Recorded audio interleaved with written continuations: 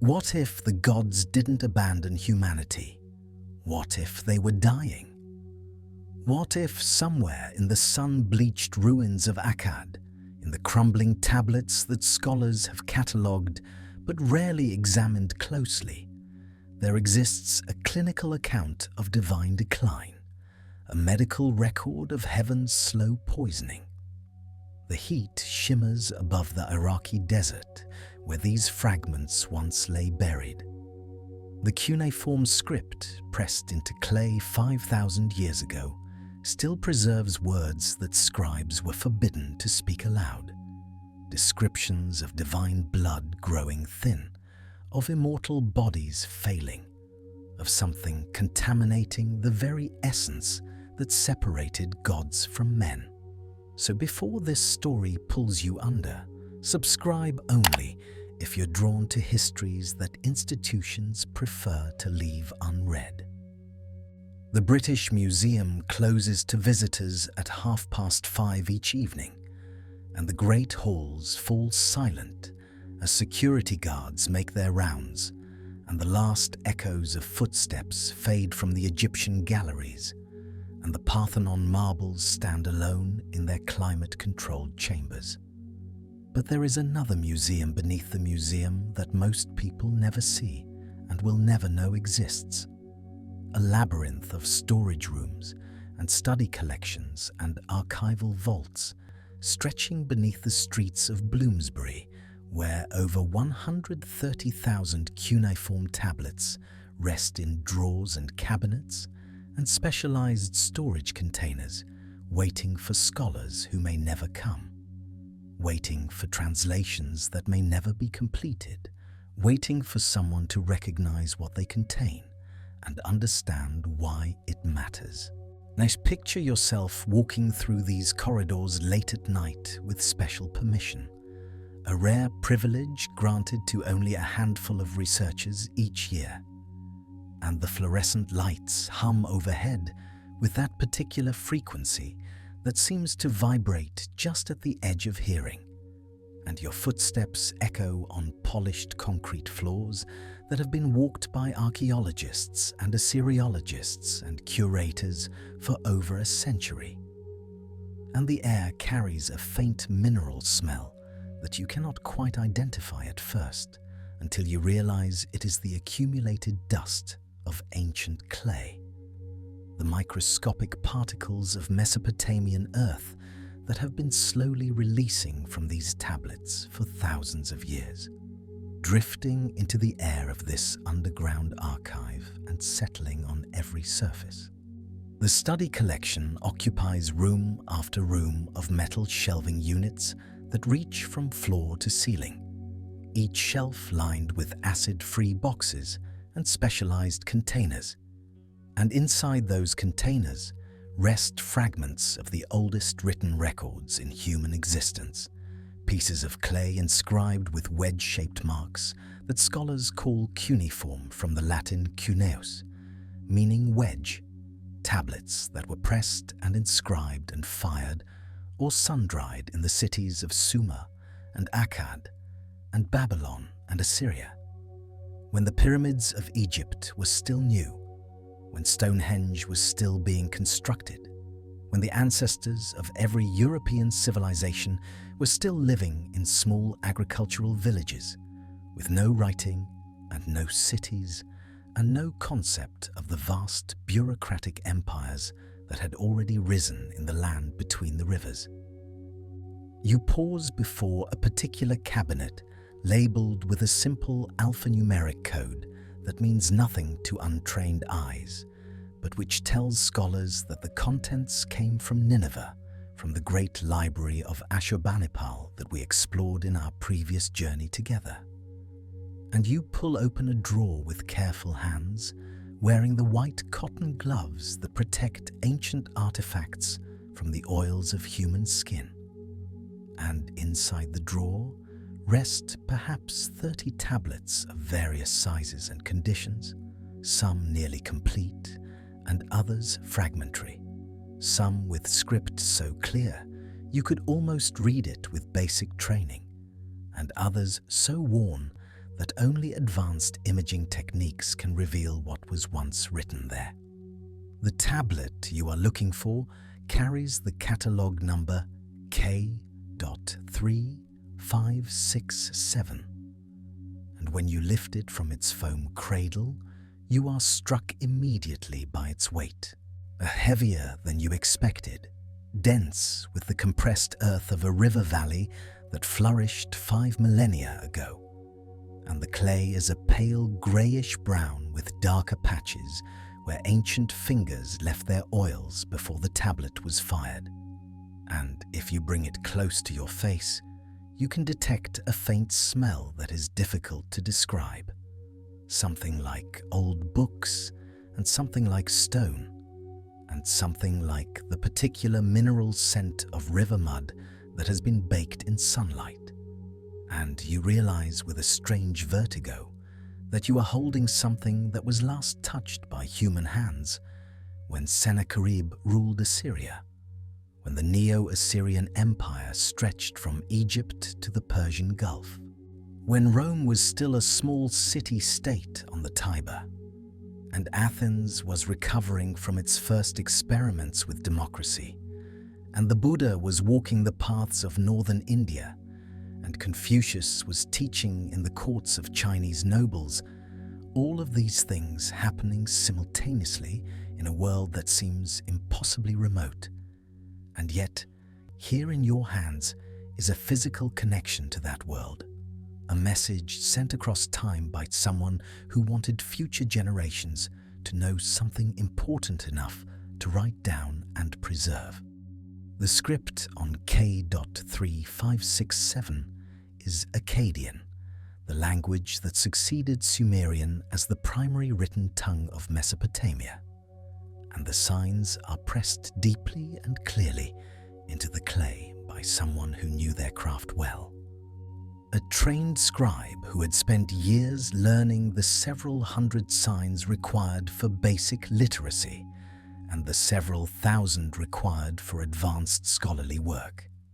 And the tablet itself is a copy of an older text according to the colophon at the bottom, which states that it was transcribed from an ancient original in the scribal workshops of Nineveh during the reign of Ashurbanipal, that great collector king who sent his agents throughout his empire to gather copies of every text worth preserving, and the original from which this copy was made would have been older still, perhaps dating to the Old Babylonian period around 1800 BCE or even earlier, perhaps reaching back to the Akkadian Empire itself, when Sargon the Great first united the cities of Mesopotamia under a single rule.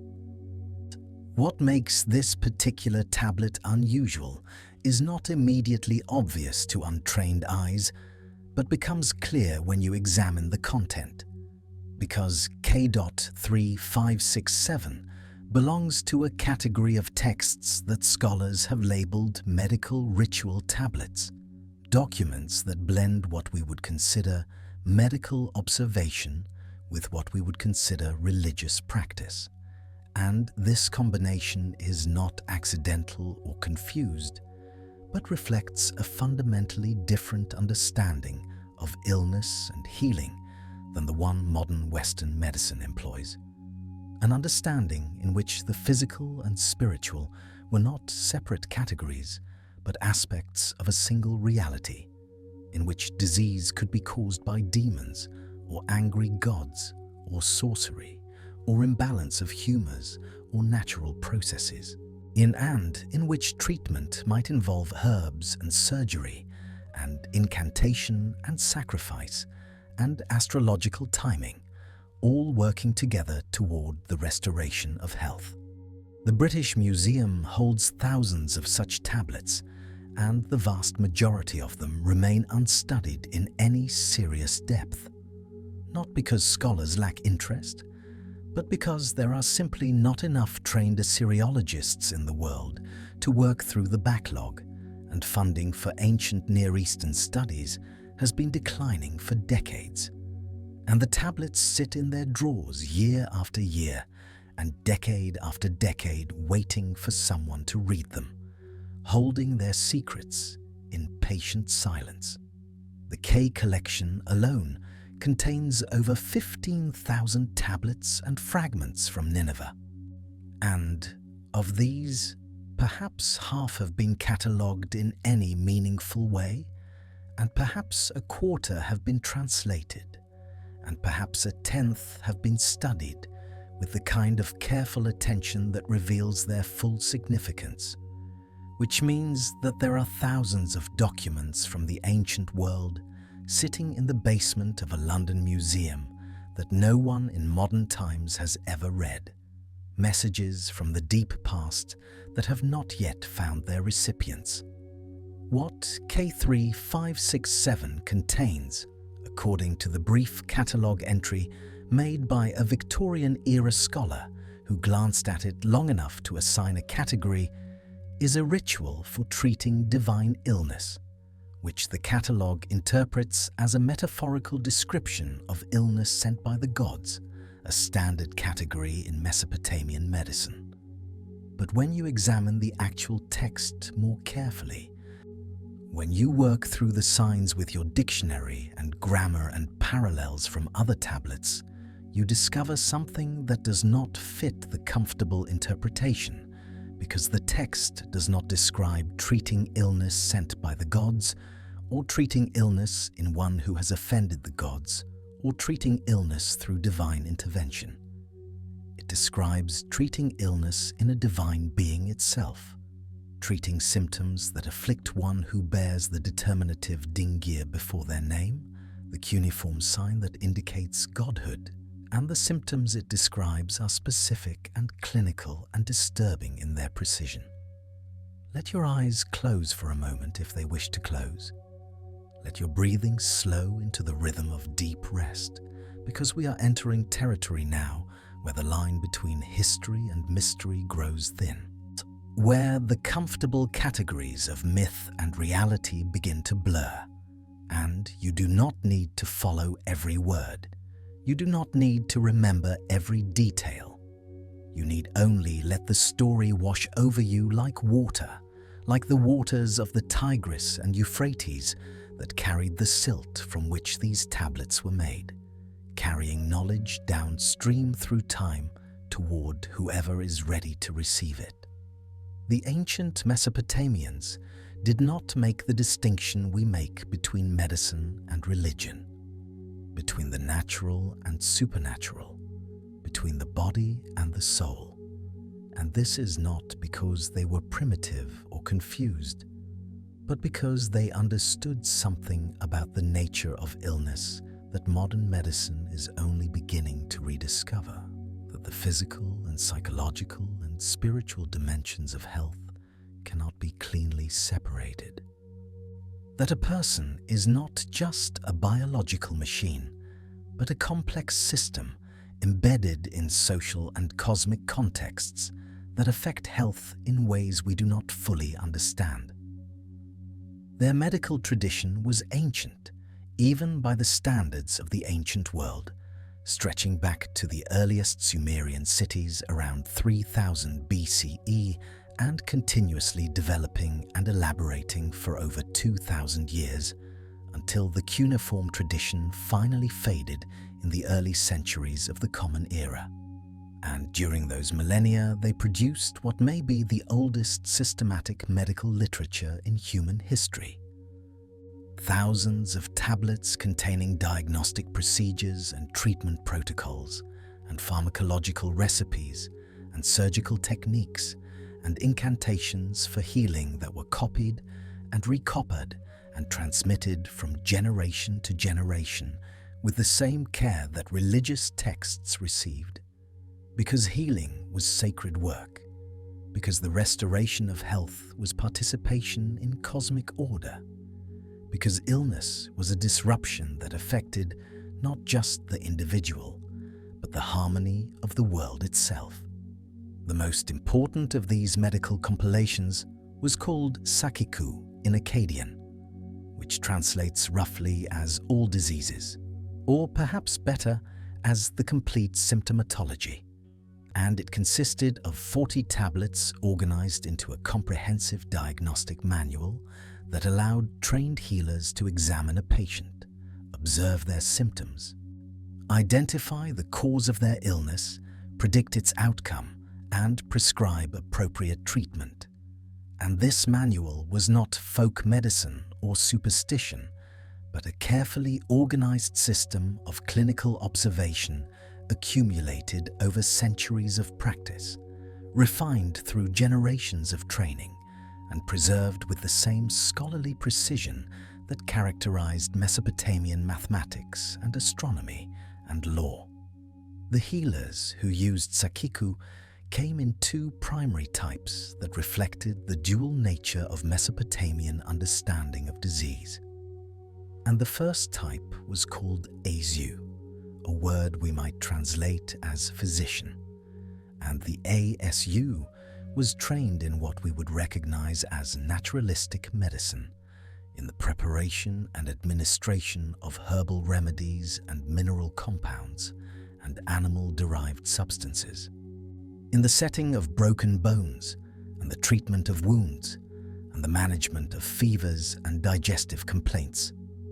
And the ASU approached illness as a physical phenomenon requiring physical intervention, and his training focused on materia medica and anatomy and clinical observation.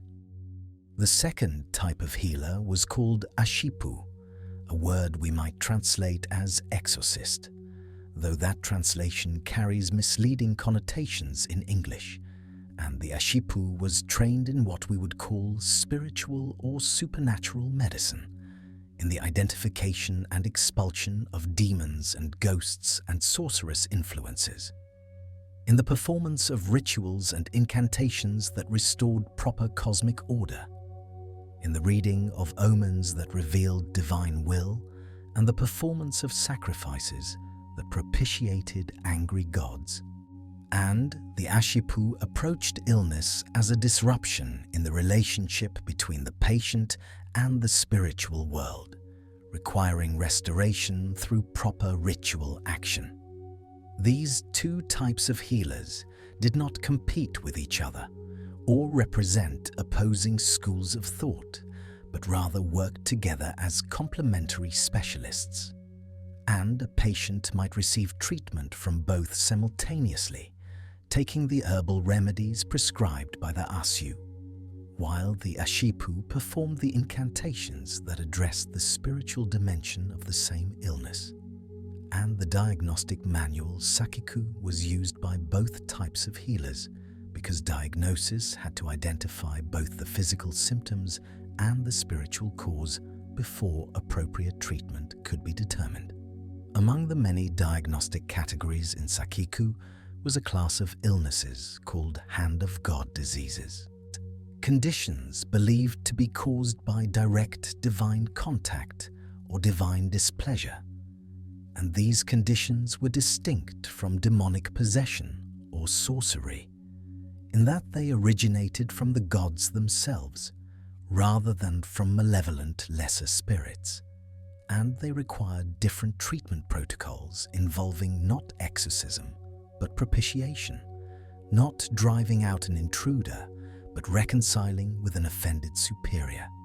The Hand of God diseases included afflictions attributed to specific deities such as Hand of Shamash for certain types of fever that struck during daylight hours, or Hand of Sin for conditions that worsened with the lunar cycle, or Hand of Ishtar for diseases affecting sexuality and reproduction, and the identification of which god had struck the patient determined which temple to visit, which sacrifices to offer, which prayers to recite, which days were auspicious for treatment and which were dangerous.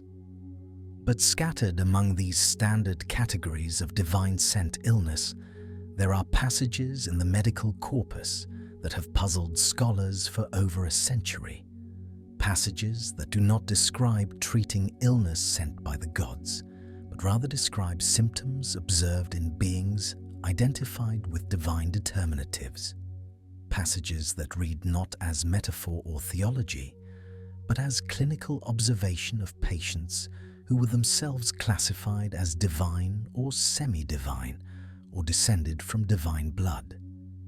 And these passages have traditionally been dismissed as scribal errors or misunderstood metaphors or late corruptions of earlier texts. But when you gather them together and read them as a corpus, they begin to form a pattern that is difficult to explain away. A pattern that suggests the ancient healers were observing and recording symptoms of illness in beings they genuinely believed were gods, or the offspring of gods or the vessels of divine essence, and the symptoms they recorded are specific enough to be disturbing. One such passage appears in a tablet from the medical collection describing treatment protocols for what the text calls illness in the blood of the heavens. And the symptoms listed include progressive weakening of radiance, failure of the organs that produce divine speech, corruption spreading from the point where divine and earthly blood have mixed. And the text prescribes a complex ritual involving the blood of 7 specific animals and incantations invoking Ea, the god of wisdom and fresh waters. And the intended patient is referred to throughout with the divine determinative dingia. And the text notes that such illness was not known in the eldest times, but appeared after the mixing, and mainstream scholars have interpreted this as a metaphorical description of illness in a priest or king who bore divine attributes symbolically. But the specificity of the symptoms and the clinical precision of the treatment protocol sits uneasily with a purely metaphorical reading. If you have drifted, let yourself drift. Let the words carry you like a current. There is no need to struggle upstream against sleep. The story flows toward the same destination, whether you follow every word or float in and out of awareness. And the destination is understanding, is wonder, is the place where ancient mysteries and modern questions meet in the darkness behind closed eyes. The text that brings these scattered observations into sharpest focus is not a medical document, but an epic poem composed around 800 BCE and discovered in the ruins of Nineveh among the library of Ashurbanipal, a text that scholars call the Era Epic, or the Epic of Era and Ishum, after its 2 main divine characters. And this text is unique in several ways that distinguish it from other Mesopotamian literature, and that suggest it may preserve something that other texts have concealed, or forgotten, or chosen not to record. The Era Epic opens with an unusual prologue in which the poet names himself as Kapti Ilani Marduk and claims that the entire text was revealed to him in a dream, undictated word for word by divine inspiration, so that he merely transcribed what he had been shown. And while ancient poets often claim divine inspiration for their work, the specificity of Kapti Ilani Marduk's claim is striking, because he insists that he did not compose but only recorded, that every word is exactly as it was given to him, that he added nothing and subtracted nothing and changed nothing, because the message was too important to alter. And this insistence on verbatim transmission suggests that the poet believed he was preserving something of unusual significance, something that needed to be recorded exactly as received, even if portions of it might be dangerous or disturbing or difficult to understand. The god Era, who gives the epic its name, is a deity of plague and pestilence and violence, a dark and destructive force associated with the scorching summer heat and the diseases that flourish in hot seasons. And in the text, Era is roused from a period of quiescence by his weapons, the Sebiti, 7 warrior spirits who are described as his fierce and terrible aspects, and the Sabiti urge Era to rise and make war, to bring destruction, to fulfill his nature as a god of death and chaos. But what is remarkable about the text is how Era responds to this urging, because instead of rising in full terrible glory as a plague god should, Era hesitates, and his hesitation is described in terms that read disturbingly like descriptions of neurological decline. And he speaks of his weapons as having grown dull, of his glory as having dimmed, of his strength as having waned during his period of rest. And he describes himself as having difficulty maintaining the intensity required to fulfill his function, as if the divine fire that should burn within him has begun to gutter and fade. The Sabiti, those 7 warrior aspects, are described as clustering around him in what sounds like concern.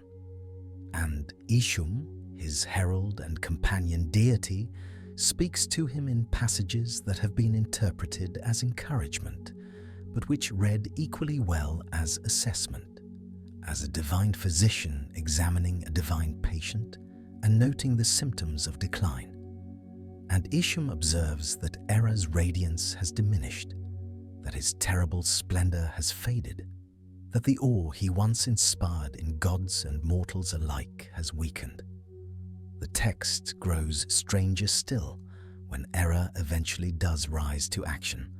That's because his rampage is described not as controlled divine wrath, but as something closer to what modern medicine might call an episode, a period of violence that Era himself seems unable to fully control or direct. And in the aftermath, Era speaks of his actions with what sounds like confusion, as if he cannot fully remember what he did or why he did it, as if the personality that committed the destruction was not fully integrated with the personality now reflecting upon it. Meanwhile, Marduk, the king of the gods, is described as leaving his temple, abandoning his cult statue, withdrawing from the earthly realm.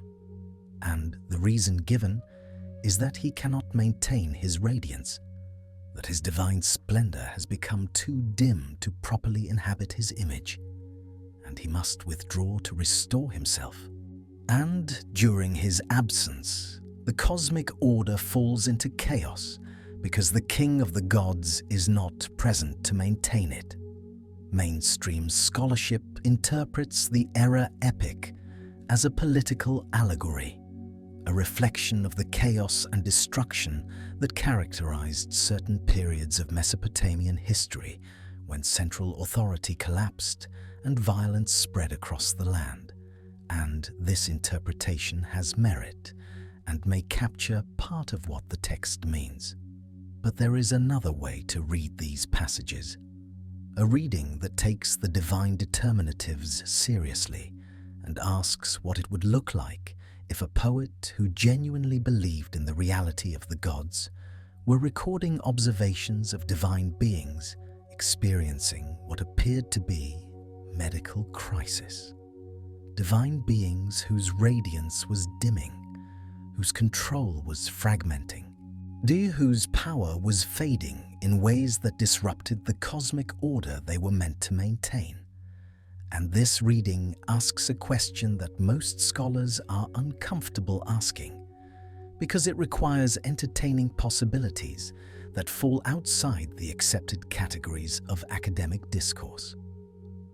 What if Kapti Ilani Marduk was not composing allegory or political commentary or theological speculation? What if the dream he claimed to have received was not a literary device, but a genuine vision, a revelation of something that was actually happening in the realm of the divine? What if the symptoms he described with such clinical precision were symptoms he was actually observing, or that someone was observing and communicating to him? symptoms of illness affecting beings that the ancient world genuinely believed were gods. What if the Anunnaki, those divine beings who, according to Mesopotamian tradition, had descended from heaven and created humanity and established the cosmic order, were sick? What if something was poisoning them? What if the ancient texts preserve not mythology, but medical records of a divine affliction that spread through the bloodline of the heavens and eventually touched everything the gods had made? The question hangs in the air of the museum basement, where the tablets rest in their drawers, hangs in the space between waking and sleeping. Where your mind drifts now, hangs in the silence that falls. When comfortable explanations begin to feel insufficient, and the door to stranger possibilities creaks open on ancient hinges, let your breathing continue to slow. Let your body grow heavier against whatever surface supports you. The story has only begun, and there is far to travel yet through the archives of the ancient world, through texts that have waited thousands of years to be properly understood, through evidence that accumulates like silt in a river until the weight of it becomes impossible to ignore. But for now, let this section settle into your awareness, like sediment settling to the bottom of still water, layer upon layer of observation and question and possibility, forming the foundation upon which deeper explorations will build. The clay tablets wait in their drawers. The fluorescent lights hum their eternal hum. The dust of ancient Mesopotamia drifts through climate-controlled air.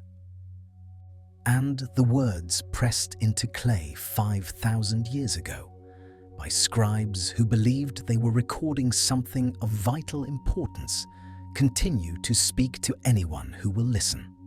Anyone who will set aside the comfortable assumption that our ancestors were simply inventing stories to explain what they could not understand, and consider the possibility that they were recording what they actually saw, what they actually experienced, what they desperately wanted future generations to know before the memory was lost forever.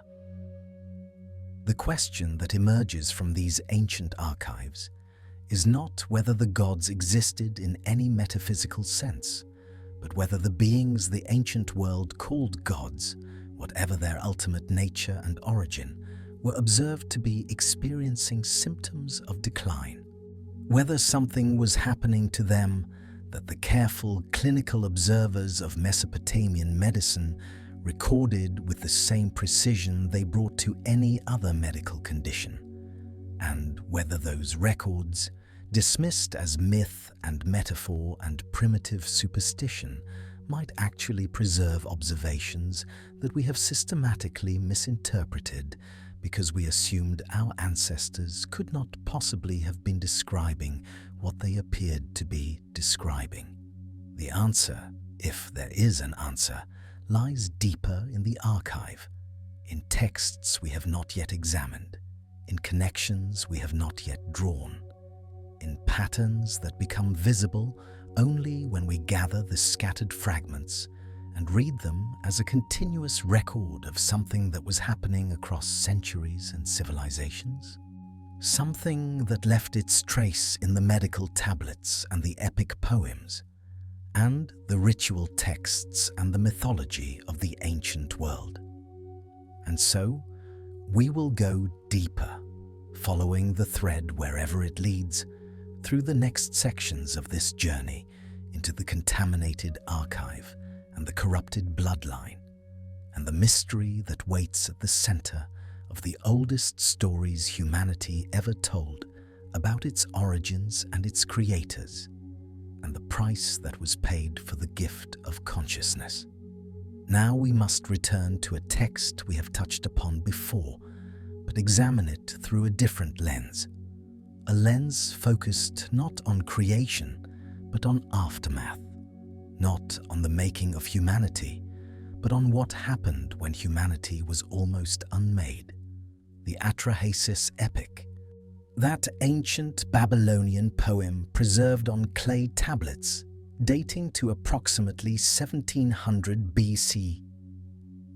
Though the oral tradition behind it stretches back centuries earlier into the mists of Sumerian prehistory, contains within its flood narrative a passage that scholars have long found puzzling, a passage that reveals something profound and disturbing about the relationship between gods and humans in Mesopotamian cosmology, something that connects directly to our central question about what poisoned the divine bloodline. Because in the aftermath of the Great Deluge, after the waters have receded and the survivors have emerged from their vessel, after Atrahasis, whose name means exceedingly wise, has made his sacrifice upon the mountain, the text describes the reaction of the gods in terms that should give us pause. The gods, we are told, gathered like flies around the offering. The goddess Ishtar lifted up her great jewels that her father Anu had made and swore she would not forget these days. And here is what matters. Here is what the comfortable mythological reading tends to gloss over. The gods were starving. The text is explicit about this. During the 7 days and 7 nights of the flood, while humanity drowned and the survivors huddled in their sealed vessel, the gods received no offerings, no sacrifices, no sustenance, and they suffered for it. They experienced what can only be described as hunger, as need, as desperation. And when the sweet smoke of Atrahasis's sacrifice finally rose from the mountaintop, they swarmed to it with an urgency that the text compares to the behavior of flies around exposed meat. Let that image settle for a moment. Let your breathing slow as you consider what this implies. We are accustomed to thinking of gods as self-sufficient beings, as entities who exist independently of creation, who need nothing from the lesser creatures they have made. This is the theological framework most of us carry unconsciously, shaped by later religious traditions that emphasized divine transcendence and self-sufficiency. But the Mesopotamian tradition tells a different story, a story in which gods and humans exist in a relationship of mutual dependency, a symbiosis that neither party can survive without. The technical term in Assyriology for this relationship is care and feeding of the gods, and it appears consistently across thousands of texts spanning more than 2 millennia of Mesopotamian civilization. Temples were not merely places of worship in the modern sense. They were divine households where the god actually resided in the form of a cult statue, and that divine presence required daily maintenance, food offerings presented at regular intervals, water for washing, clothing changed according to season and festival, incense burned continuously to please divine senses, musicians performing to soothe divine moods. And the food offered was not merely symbolic. The texts describe elaborate menus, specific cuts of meat, particular preparations, quantities sufficient for actual consumption.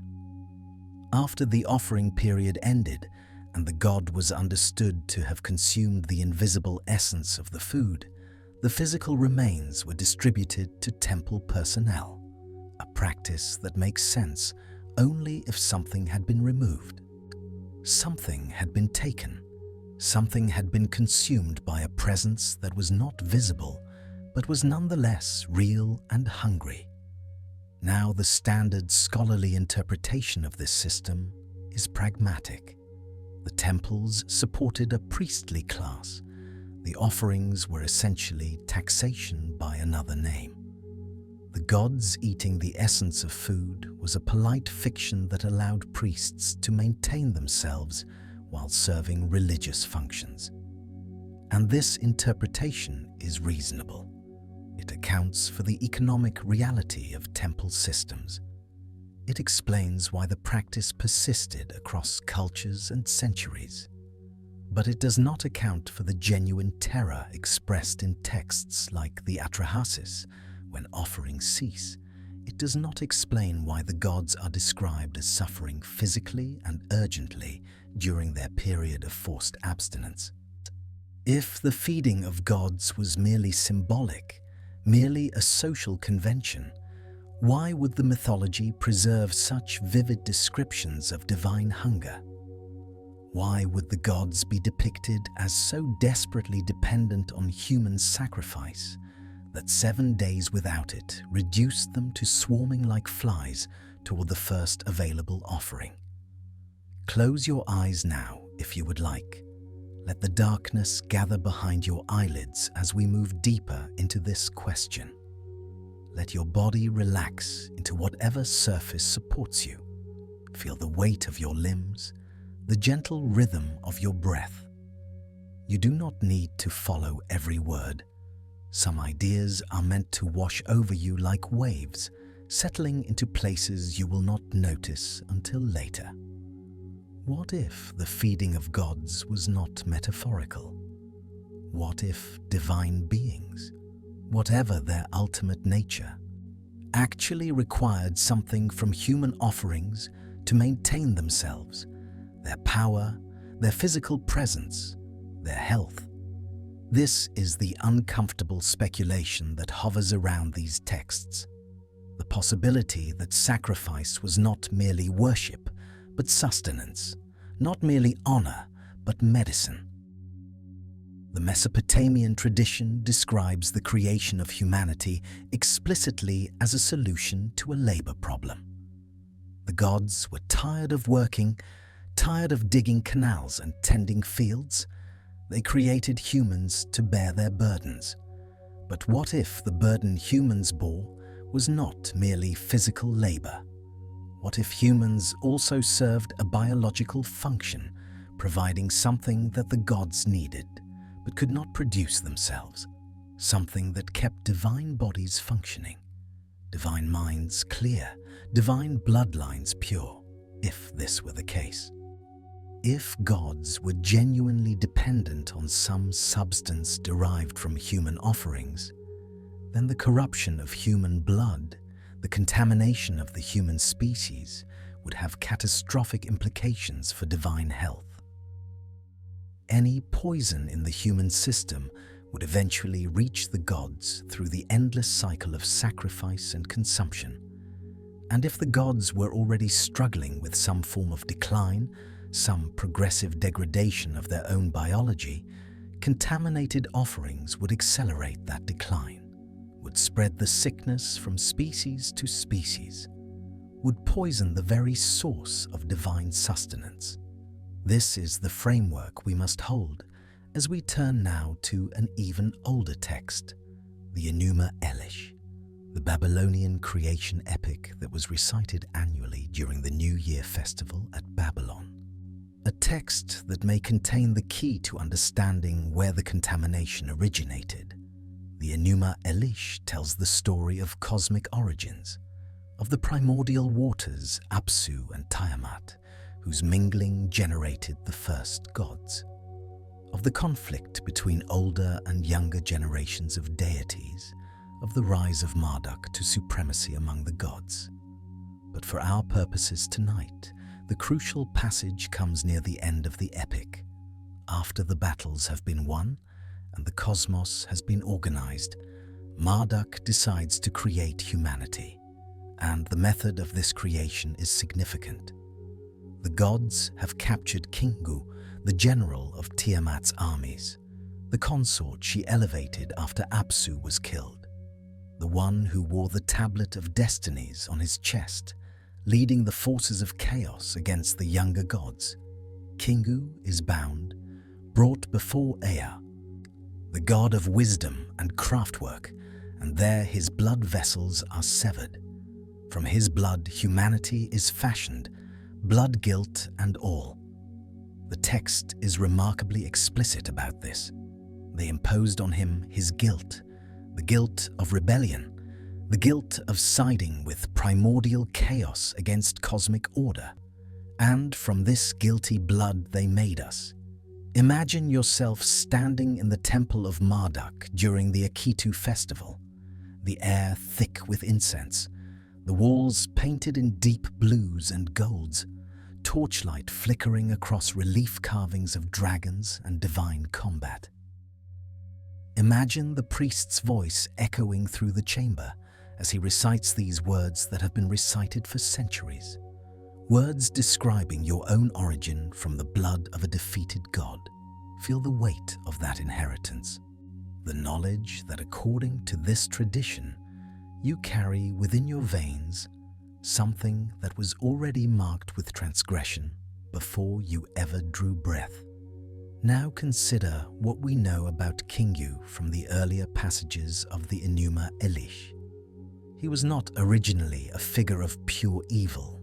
He was one of the gods, an inhabitant of the divine realm. But he was corrupted. Tiamat chose him after her first consort Apsu was killed. She elevated him above his station, gave him the tablet of destinies that conferred supreme authority, made him the commander of her monstrous forces. The text describes Tiamat herself as having become something twisted, no longer the primordial mother, but a creature of rage and vengeance, generating monsters from her body, serpents and dragons filled with venom instead of blood, creatures whose nature was fundamentally corrupted. And Kingu stood at the center of this corruption, wearing its symbol on his chest, commanding its armies, marrying its queen, whatever Tiamat had become. Kingu became as well, steeped in the poison of primordial chaos, transformed from God to something other. And this is the being whose blood was used to create humanity. The gods had a choice. They could have used the blood of a loyal god, could have sacrificed from among their own uncorrupted ranks, but instead they chose Kingu, the rebel, the corrupted, the one marked with chaos poison. Why? The text offers a practical reason. Kingu was guilty, and therefore his death served justice. But this explanation feels insufficient when you consider the stakes. You are creating a new species, a species that will serve the gods forever. That will feed and clothe and house divine beings through endless generations.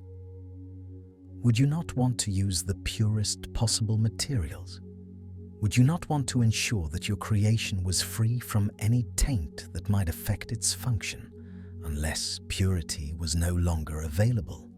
Unless all the gods carried some degree of corruption by this point, and Kingu was merely the most convenient source, the one whose death could be justified by his guilt, while hiding the uncomfortable truth that divine blood itself had become compromised. The Mesopotamian concept of me provides another layer to consider. Me is sometimes translated as divine powers or divine decrees. But this translation is inadequate. Me represents something more fundamental, the essential qualities or capacities that define existence.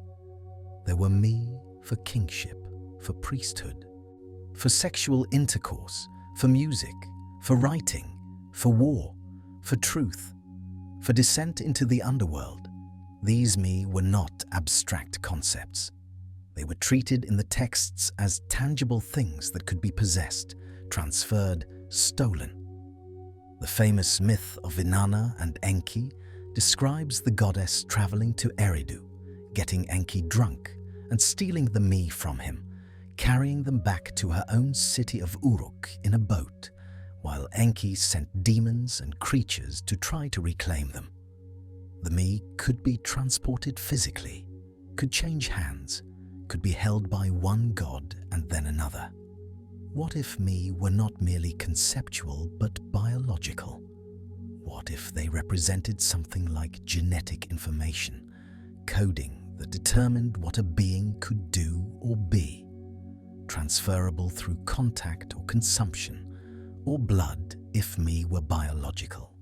They could also be corrupted, contaminated, degraded over time, and any being created from corrupted source material would carry that corruption in their fundamental coding.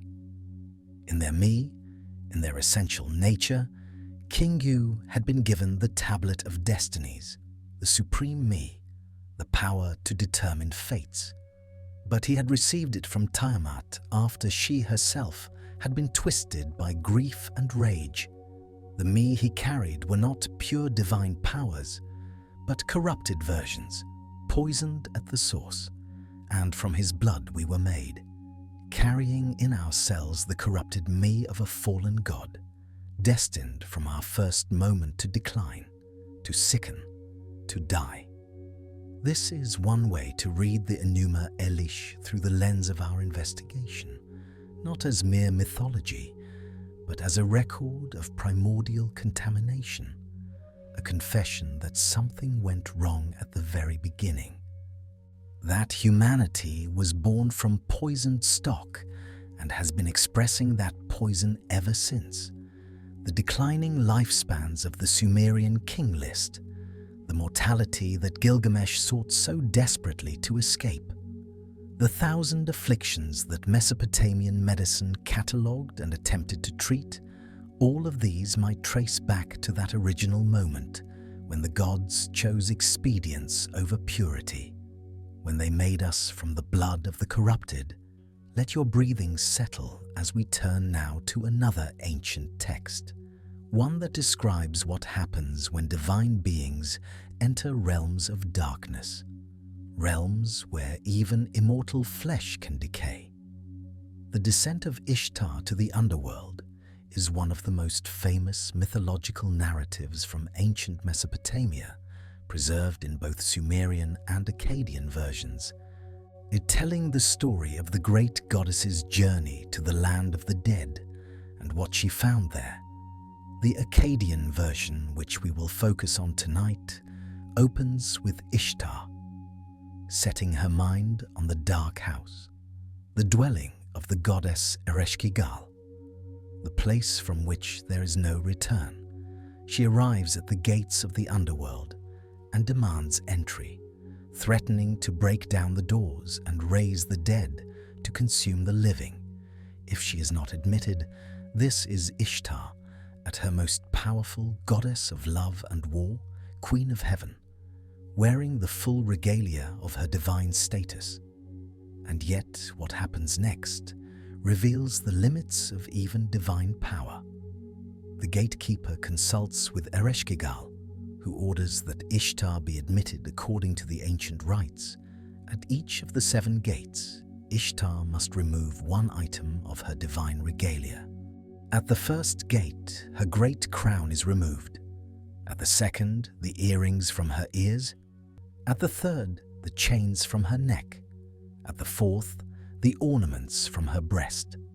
At the fifth, the girdle of birthstones from her hips. At the sixth, the bracelets from her wrists and ankles. At the 7th gate, the last garment that covered her body. By the time Ishtar reaches the throne of Ereshkigal, she is naked, stripped of all the external markers of divine power. And then Ereshkigal fixes upon her the eye of death. Ishtar is struck with the 60 miseries, diseases afflicting every part of her body from her head to her feet, and her corpse is hung on a hook like a piece of meat, left to rot in the darkness of the underworld. Stop here for a moment. Breathe. Let the image settle. A goddess, an immortal being, reduced to rotting flesh on a hook. The text describes what happens to her body in terms that suggest actual physical decay. Some translations describe her as turning green, the color of decomposition, her radiance extinguished, her divine vitality drained away. She is not merely symbolically dead, she is corporeally dead, her body experiencing the same processes that any dead thing experiences in darkness and damp. This should not be possible. Gods do not die, gods do not decay. And yet, here is Ishtar, greatest of goddesses, hanging like slaughtered meat. This is what the underworld does to divine beings. It strips away their power layer by layer. It subjects them to mortality, to the processes of biological breakdown that should be reserved for lesser creatures. And here is the question we must ask. When Ishtar is eventually rescued, when she returns to the world above, is she truly the same being who descended? Some versions of the myth suggest that she brought something back with her, that her time in the underworld changed her in ways that the texts only hint at. She returns, but she must provide a substitute, someone to take her place in the land of the dead. She returns, but her husband, Dumuzi, is condemned to spend half of each year in the underworld because of her cycles of descent and return, cycles of death and resurrection, cycles of contamination and cleansing that repeat endlessly. The underworld in Mesopotamian cosmology was not merely a place of punishment or rest. It was a realm of disease, of contamination, of forces that could affect even divine beings. Ereshkigal herself is described in various texts as perpetually suffering. Some passages describe her as groaning with pain, like a woman in childbirth, her belly cramping, her body racked with distress. What was wrong with her? What affliction gripped the Queen of the Dead so strongly that she could never be free of it? The texts do not say clearly, but they describe symptoms: constant pain, cramping, groaning, and inability to find comfort or relief. If the underworld were a physical location rather than merely a mythological realm, a place deep beneath the earth where conditions differed radically from the surface, where strange substances accumulated and strange forces operated, then Ereshkigal's perpetual illness might make sense. She was constantly exposed to whatever made the underworld a place of death, constantly absorbing whatever substances or emanations existed there, and anyone who visited her realm, even briefly, would be exposed as well, would carry traces back to the world above, would spread the contamination beyond its original boundaries. Ishtar returned from the underworld, but did she return alone? Or did something of the underworld return within her, in her blood, in her divine essence, in the me that defined her nature? The Anunnaki judges who sentenced her to death, those ancient beings who sat in the darkness passing judgment on the dead. What was their condition? What had ages of dwelling in the underworld done to them? Some late Babylonian texts describe the Anunnaki not as glorious heavenly beings, but as chthonic powers, beings of darkness and death associated with disease and misfortune rather than blessing. Was this a theological evolution, a shift in how later generations understood older traditions? Or was it a recognition of something that had happened to these beings over time? A progressive deterioration, a corruption that accumulated the longer they remained in the realm of the dead. Breathe deeply as we turn now to the final section of this exploration, the most troubling of all, because it concerns the beings who were supposed to help us, the teachers, the civilizers, the ones who gave humanity the gifts of knowledge that lifted us from animal existence. The Apkallu, in Sumerian Abgal. In Greek tradition, they would become the legendary 7 sages. In various folk traditions, they survive as the wise ones who taught humanity the arts of civilization. The Mesopotamian tradition is explicit about who they were. They were divine or semi-divine beings, often depicted in art as having fish-like characteristics, scales, of flowing robes that might represent fins or water, sometimes shown with bird features, wings, talons.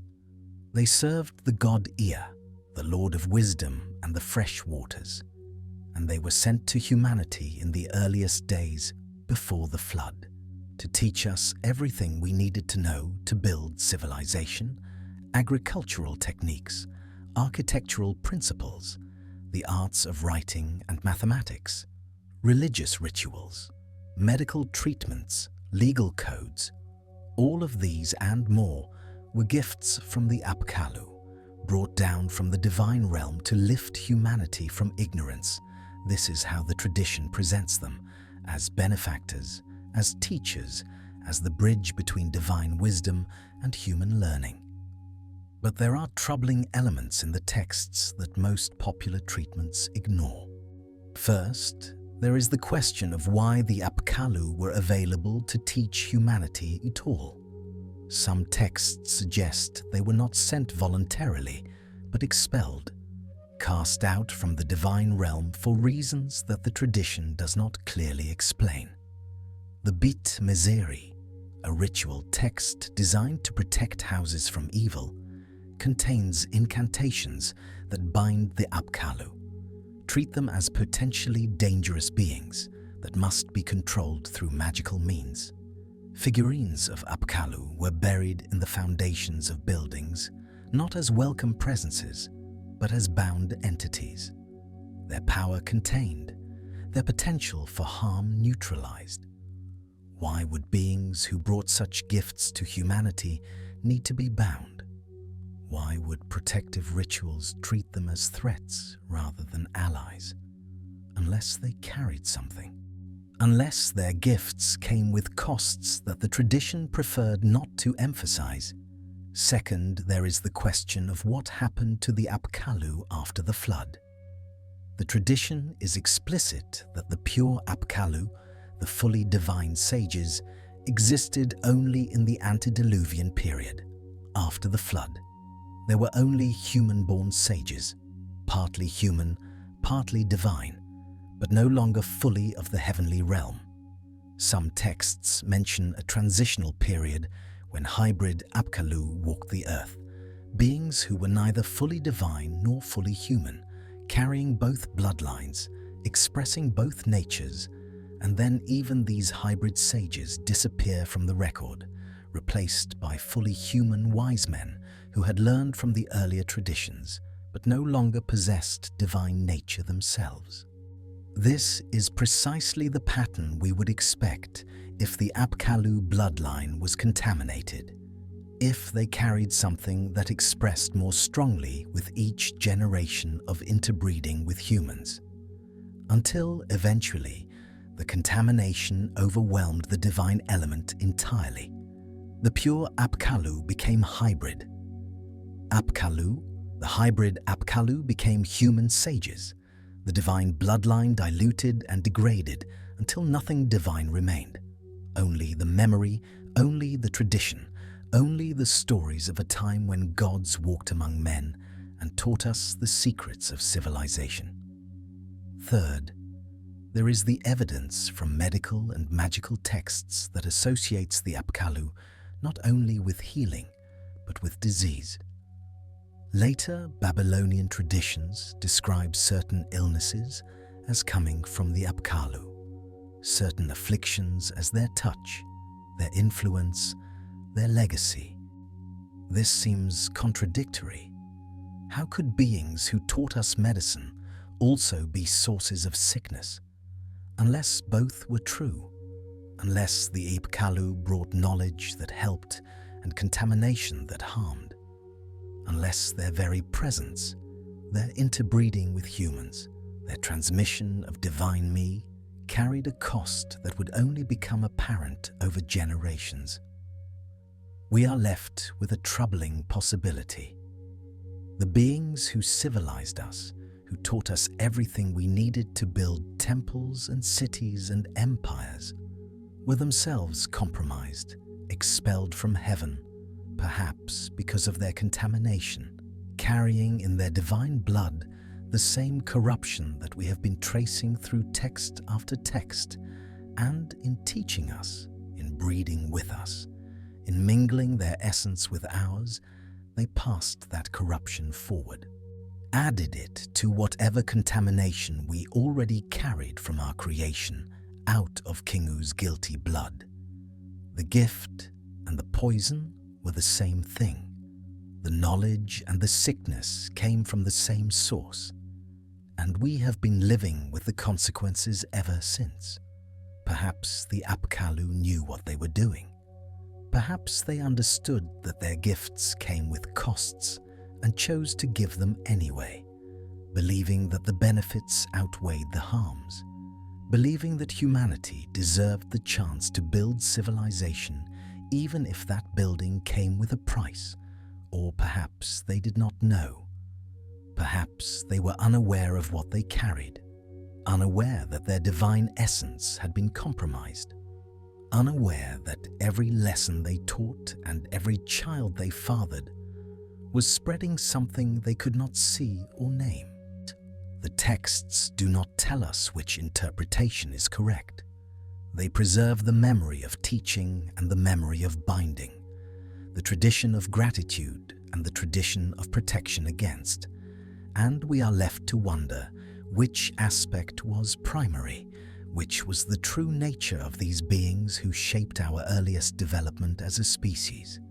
As you drift towards sleep, as the words begin to blur and the ideas begin to float freely, consider this pattern we have traced: gods who depend on human offerings to survive and are therefore vulnerable to contamination in the human supply. Humanity created from the blood of a corrupted rebel god, and therefore carrying corruption in our fundamental nature. Divine beings like Ishtar subjected to decay and disease when they venture into realms of darkness. Teachers like the Apkallu potentially carrying contamination that they pass to humanity along with their gifts. The pattern suggests not a single source of corruption, but multiple sources.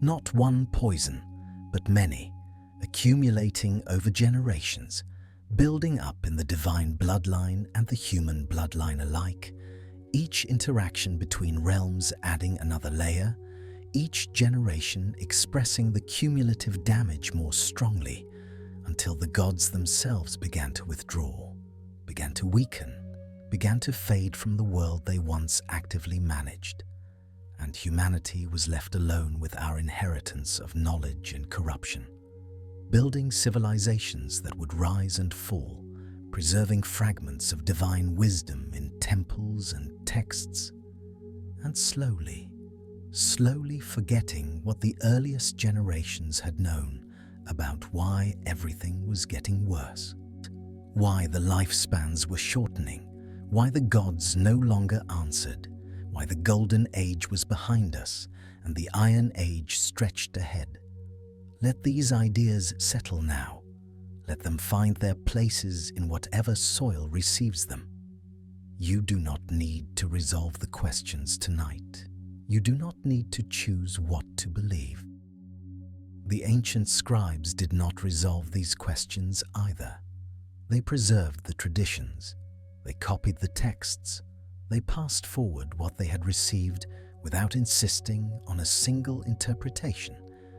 And we do them honor by holding the same space, by accepting that some mysteries are meant to be sat with rather than solved, by allowing the possibility that these ancient texts preserve something true, even if we cannot quite name what that truth is. The Atrahasis with its starving gods, the Enuma Elish with its blood of the corrupted, the descent of Ishtar with its decaying divine flesh, the Apkallu traditions with their bound and dangerous teachers, all of these whisper something that our rational minds want to dismiss. But our older, deeper knowing recognizes something went wrong at the very beginning. Something was broken before history started, and we have been living with the consequences ever since, expressing in our brief lives and fragile bodies the corruption that was introduced so long ago that only myth remembers the source. Let us return now to that clay prism in the Ashmolean Museum, to the Sumerian King List that we touched upon earlier in our journey through these ancient archives. But this time we will look at it through a different lens. Through the lens of what we have learned about contamination and decline and the slow poisoning of divine blood. Because when you examine those impossible reign lengths with this new understanding, when you trace the trajectory from the antediluvian kings through the flood and into the diminished ages that followed, a pattern emerges that mainstream scholarship has never quite been able to explain away. A pattern that speaks not of symbolic exaggeration or mythological flourish, but of something far more troubling, something that reads almost like a medical chart, tracking the progressive failure of a bloodline across generations. The 8 kings who ruled before the flood, those impossibly long-reigned monarchs whose combined tenure spans 241,200 years, according to the Weld-Blundell prism, have always been dismissed as fantasy, as priestly propaganda, as numerical games played with sacred mathematics. But what if we have been reading these numbers wrong all along? What if, instead of asking how anyone could reign for 36,000 years, we should be asking what these numbers actually measured, what they encoded, what they preserved for those with eyes to see the pattern beneath the surface? Consider the first king, Allulim of Eridu, who, according to the text, ruled for 28,800 years, and then Alalgar, who followed him and ruled for 36,000 years, and then Enmenlu-Ana of Bad Tibera, who held the kingship for 43,200 years. And as you trace through these names pressed into clay 4,000 years ago, you notice something that scholars rarely discuss. The way these numbers cluster around specific multiples of 3,600, the Sumerian Sa, a unit that appears again and again in their astronomical and mathematical texts, as if the scribes were not recording years at all, but something else entirely, cycles perhaps, or generations, or some measurement of vitality that we have forgotten how to interpret. But here is what changes when you look at the post-flood kings, when you examine what happens to the reign lengths after the waters recede and kingship descends from heaven once more. The first dynasty of Kish, established immediately after the flood according to the King List, shows reign lengths that are still impossibly long by our standards, but dramatically shorter than what came before. Jusha ruled for 1,200 years, Kulasina Bel for 960, Nanji Klishma for 670, and as you continue through the list, you watch the numbers falling, generation after generation, dynasty after dynasty, like watching a vital sign declining on a monitor in some cosmic intensive care unit. By the time you reach the first dynasty of Ur, the reigns have dropped to the hundreds. And by the time you reach kings, we can verify through other archaeological evidence, rulers whose names appear on their own inscriptions and monuments and administrative documents. The reigns have become merely long rather than impossible. 40 years, 30 years, 26 years for the historical Gilgamesh. If we accept the fragmentary records, lifespans, and reigns that match what we understand as human normal, the standard explanation for this progression is elegant and sensible and almost certainly incomplete. Scholars suggest that the earlier the period, the more mythologized the records, that as we move forward in time, the accounts become more historical and less legendary, that the impossible numbers gradually give way to realistic ones, simply because later scribes had access to better records and less need for exaggeration. This explanation makes sense. It fits our understanding of how oral traditions work, how mythology crystallizes around distant figures, while recent history remains grounded in verifiable fact. But it does not explain the rate of decline. It does not explain why the numbers fall so steeply immediately after the flood, and then continue falling with such mathematical regularity through the subsequent dynasties. If the early numbers were simply legendary exaggeration, you would expect randomness. You would expect some later kings to be assigned impossibly long reigns based on local tradition or political propaganda. You would expect the decline to be uneven, punctuated, noisy with the chaos of competing mythologies.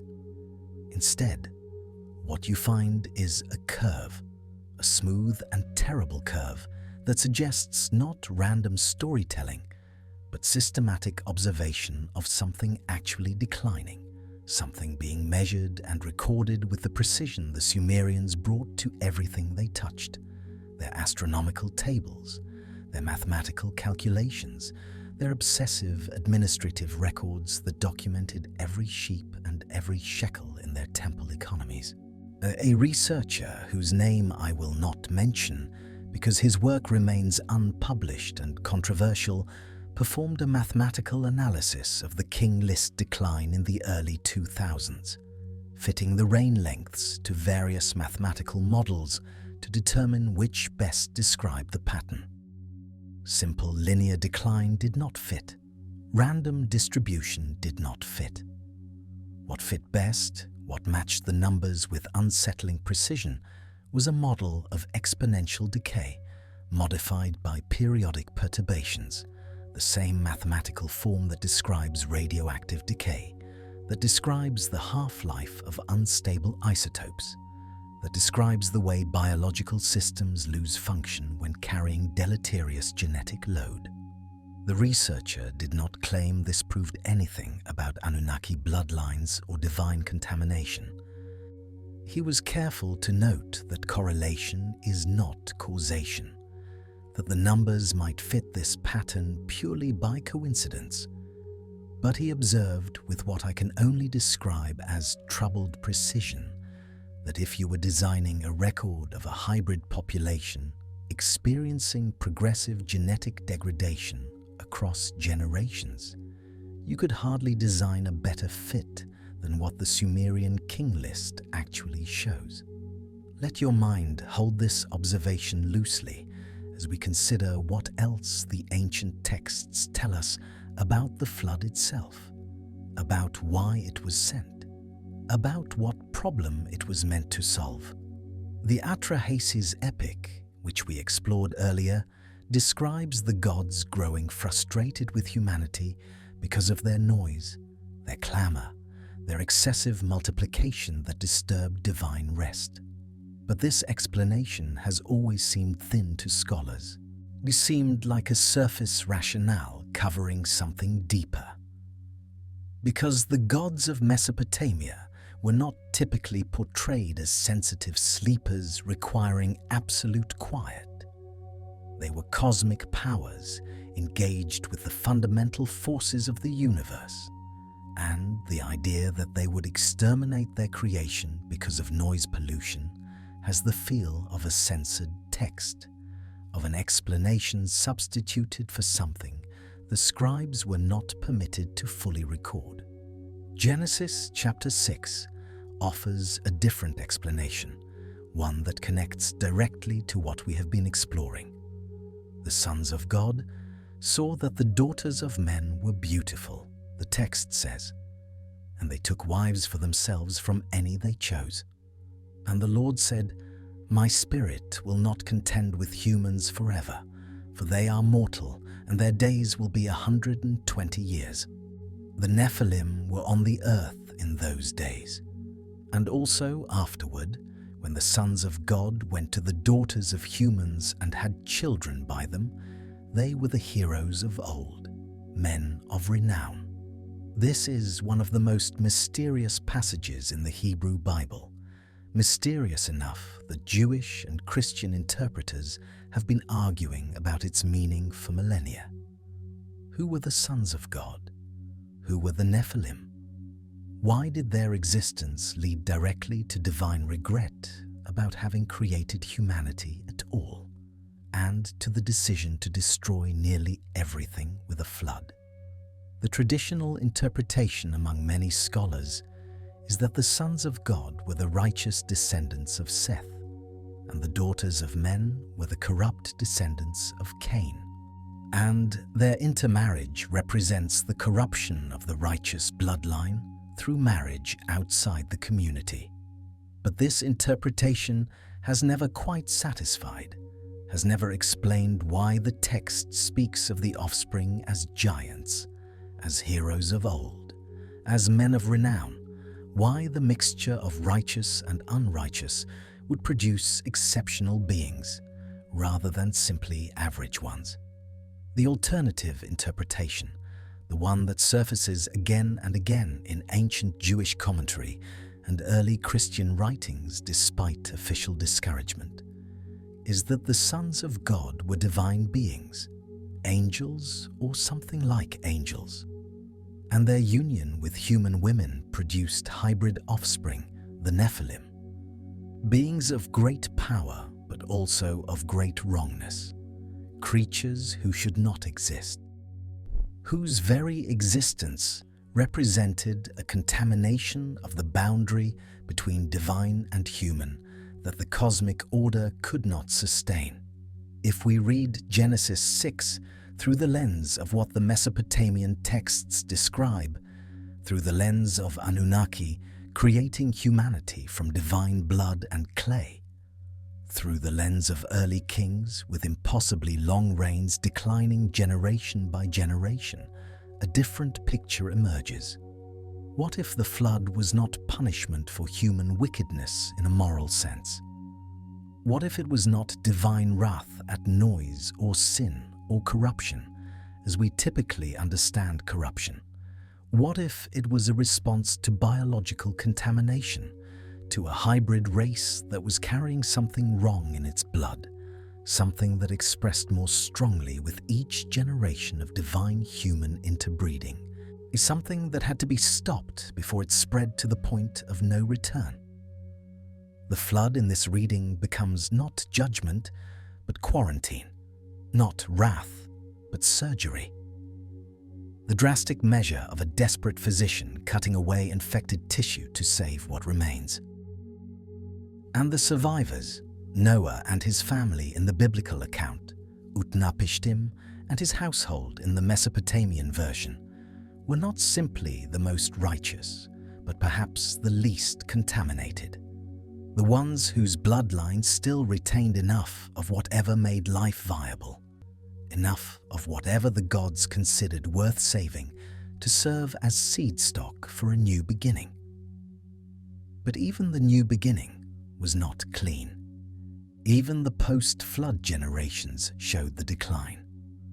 The covenant God makes with Noah includes a specific limitation on human lifespan, 120 years, as if setting a ceiling on how long these damaged bodies could be permitted to survive.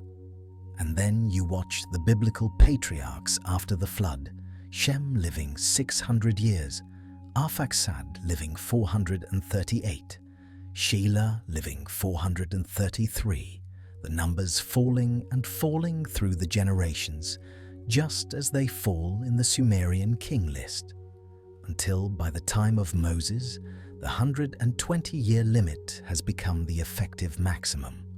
And by the time of the psalmist, the observation is that the days of our years are 70 years, and 10 70 years, and if by reason of strength they be 80 years, 80, yet is their strength, labour and sorrow. Something was lost, something continued to decline even after the flood supposedly cleansed the earth of contamination. And the pattern, the terrible mathematical pattern, suggests not a single purging event, but an ongoing process, a corruption built into the very blood that the survivors carried forward, expressing itself generation after generation, century after century, until what was once immortality became mere longevity, and what was once longevity became the brief flicker we now know as a human lifespan. Close your eyes for a moment if they are not already closed, and let these ideas settle like sediment in ancient water, like silt on the floor of an emptied sea. The numbers in the King List, the curve of decline, the flood as attempted cure, the ongoing fall despite the intervention. These are patterns, not proofs, suggestions, not certainties, but patterns that resonate across the texts, across the traditions, soon across the deep archaeology of human memory encoded in myth. Now let us widen our view.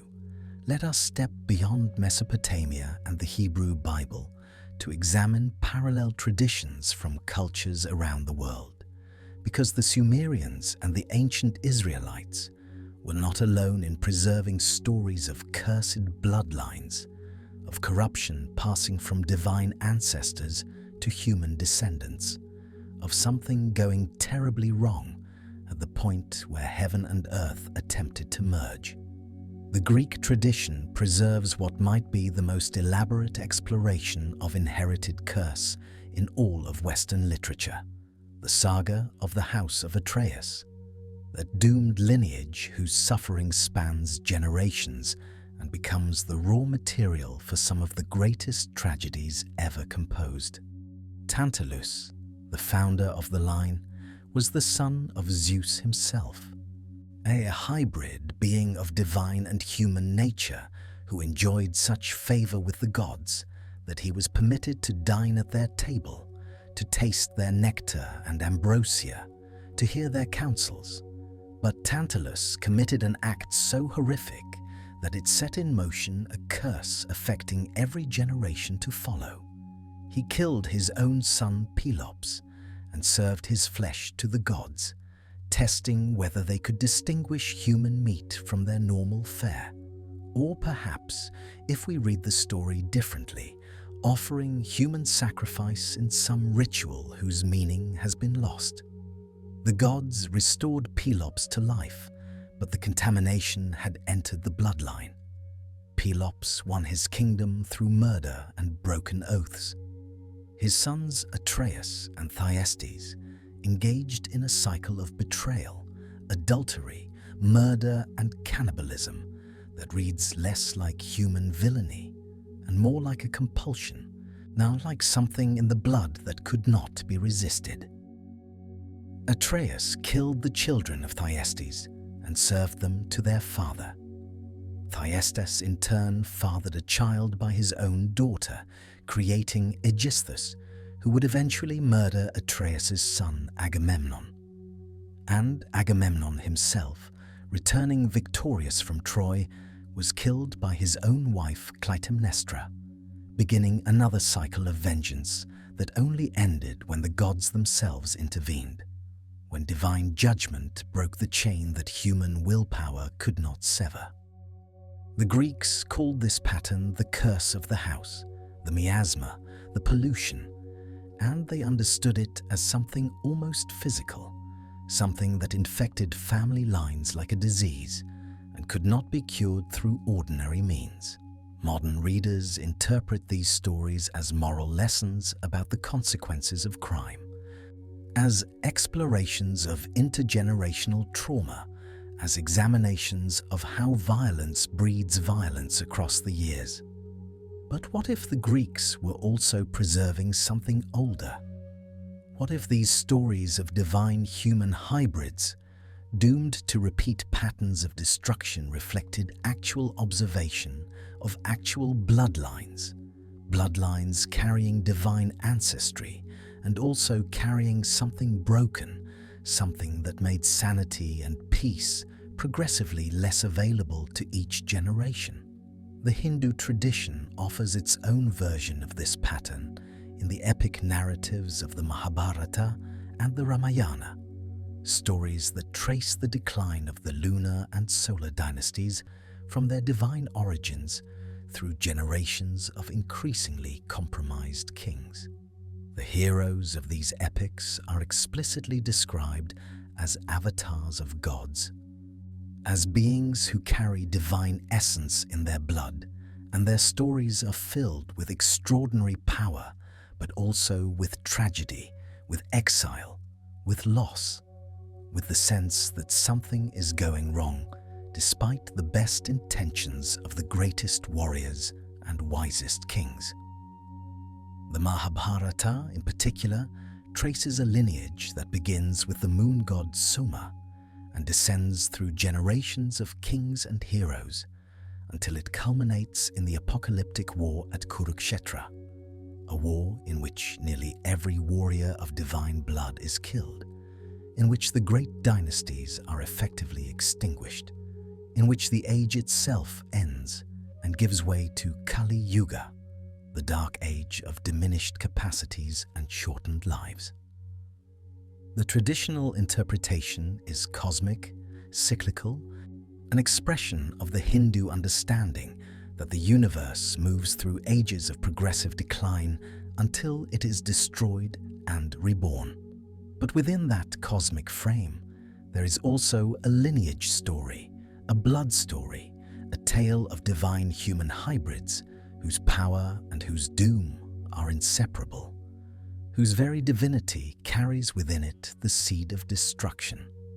The Norse tradition preserves similar patterns in its stories of the gods themselves, gods who are not immortal in the Greek sense, but merely very long-lived, gods who can be wounded and who will eventually die at Ragnarok, the twilight of the gods when the world ends and must be reborn.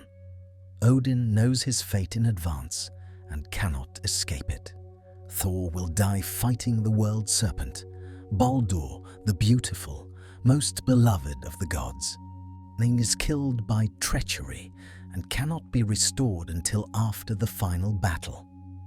These are not stories of eternal beings untouched by time, but of powerful entities subject to something very like the contamination we have been tracing, subject to decline, to weakness, to eventual dissolution. Even the gods in Norse mythology are not exempt from the pattern that touches all divine human interaction, the pattern of initial power followed by progressive failure, of brightness giving way to shadow, of something in the blood or in the cosmos, or in both that makes immortality impossible and even extended life increasingly difficult to maintain. In Africa, in the Americas, in the Pacific Islands, in every culture that developed myths of divine ancestry and semi-divine heroes, you find variations of this same theme. The theme of bloodlines blessed and cursed simultaneously, of divine gifts carrying hidden costs, of hybrid beings who achieve great things but cannot sustain their achievement, who pass on to their children slightly less of what made them extraordinary, generation after generation, until the gods become legends and the legends become fairy tales. And the fairy tales are dismissed as primitive attempts to explain a world that science now describes with greater precision. But what if the precision of science, when applied to these universal narratives, reveals not primitive ignorance, but sophisticated observation?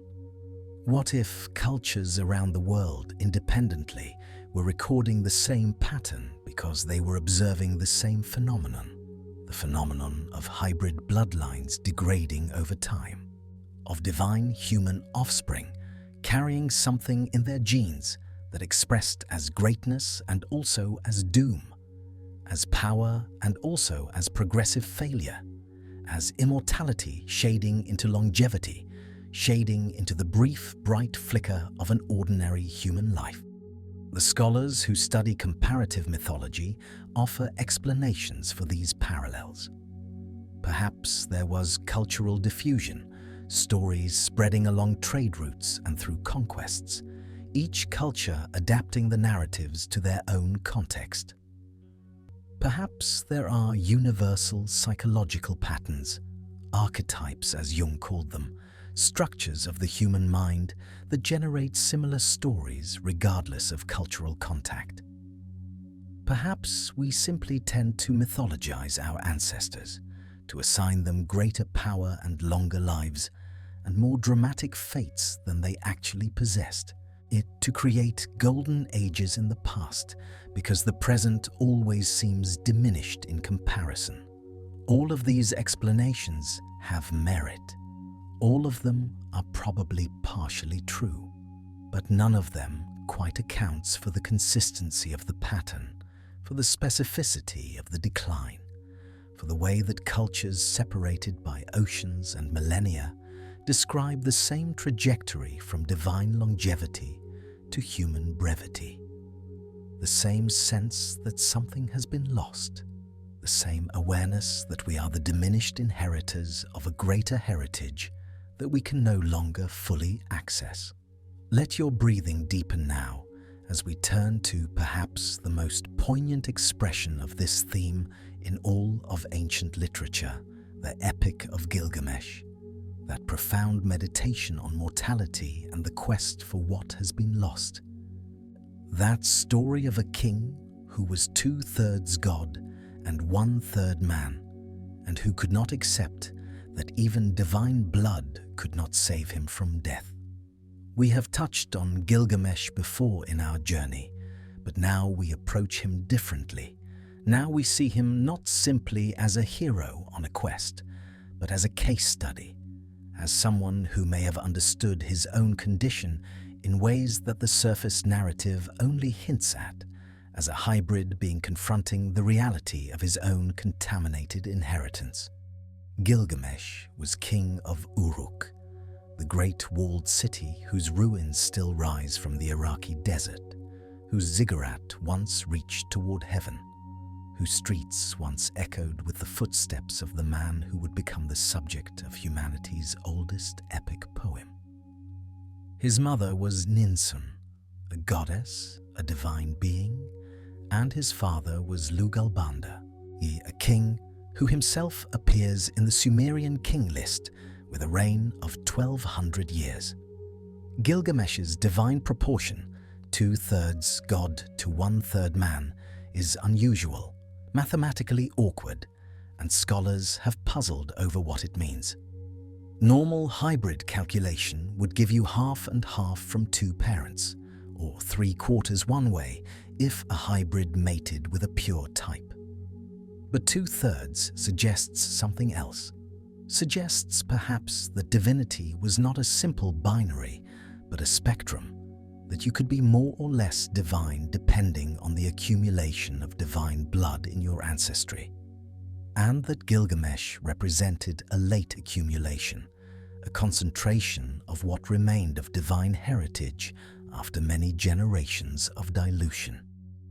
This reading makes his story even more tragic, as Gilgamesh would have been among the most divine beings still walking the earth in his era, the closest thing to the old antediluvian kings that his age could produce.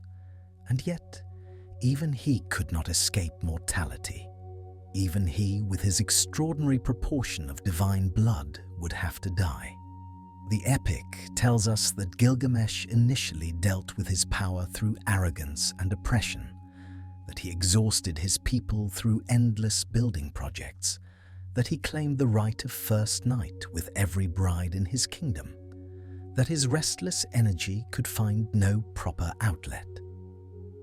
The gods, hearing the complaints of Uruk's citizens, created Enkidu to be his equal, a wild man raised among animals who would challenge and ultimately befriend the king. Together, Gilgamesh and Enkidu performed great deeds, killing the monster Humbaba in the cedar forest, slaying the bull of heaven that Ishtar sent against them. They were heroes, the greatest heroes their age had ever seen, and their friendship was the kind of bond that epic poetry exists to celebrate. And then Enkidu died. The gods, offended by the killing of Humbaba and the bull of heaven, decreed that one of the two friends must pay with his life, and Enkidu was chosen. He sickened over 12 days, wasting away while Gilgamesh watched helplessly, and his death shattered something in the king that all his divine blood could not protect. Gilgamesh's reaction to Enkidu's death is one of the most powerful expressions of grief in world literature. He refused to surrender the body for burial until a worm dropped from its nose. He abandoned his kingdom and wandered into the wilderness dressed in animal skins. He sought out the edges of the world, the places where death might be escaped, not because he feared death in the abstract, but because watching Enkidu die had forced him to confront the reality that he too would die, that even 2/3 divinity was not enough to escape the fate that claimed his friend. The quest that followed took Gilgamesh beyond the mountains where the sun rises, across the waters of death that no mortal had ever crossed, to the distant shore where Utnapishtim and his wife lived in immortality, the only humans ever granted eternal life, survivors of the great flood who had been translated to deathless existence as a reward for preserving life through the deluge. Gilgamesh's question for Utnapishtim was simple and desperate. How do I escape death? How do I join you in immortality? What secret do you possess that I lack? And Utnapishtim's answer was devastating in its honesty. You cannot escape death, he told Gilgamesh. The gods have decreed mortality for humans and kept immortality for themselves. When they created humanity, they established death as our portion. The gift of life was given to us, but not forever. The length of our lives is limited. Do not pursue what cannot be found. This is the mainstream reading of the passage, the reading that finds in the epic a meditation on accepting mortality, on finding meaning in a finite life, on the wisdom of Utnapishtim, who understands that chasing immortality is a fool's errand, and that the proper response to death is not to fight it, but to live fully while we can. It is a beautiful reading, philosophically profound, emotionally resonant, and it has made the Epic of Gilgamesh a touchstone for discussions of mortality across 3 millennia. But there is another layer to the story, a layer that becomes visible when you read it through the lens of bloodline contamination, a layer that Utnapishtim himself reveals in what he says next. Because Utnapishtim does not simply tell Gilgamesh that immortality is impossible.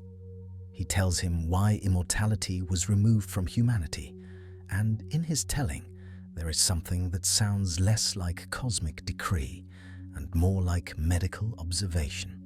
The gods did not decide arbitrarily that humans should die.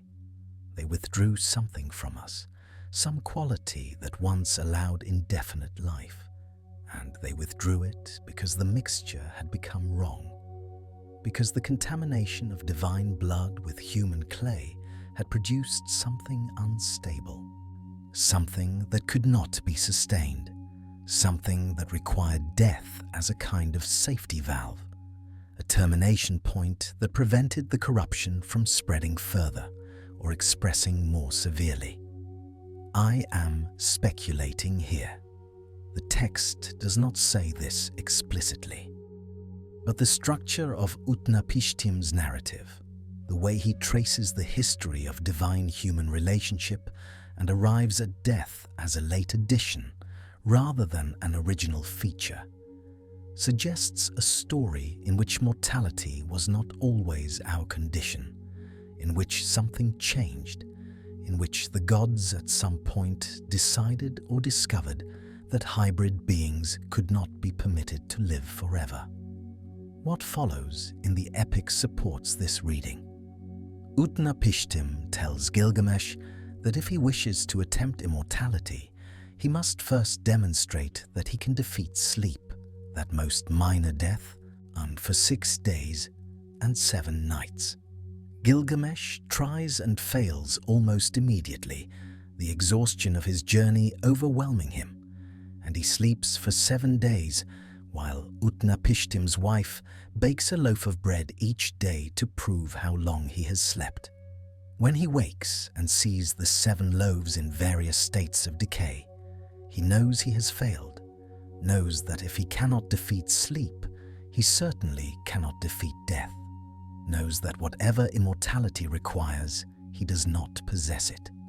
But Utnapishtim's wife, moved by pity for this exhausted king who has traveled so far and will return with nothing, urges her husband to give Gilgamesh something, some gift, some consolation.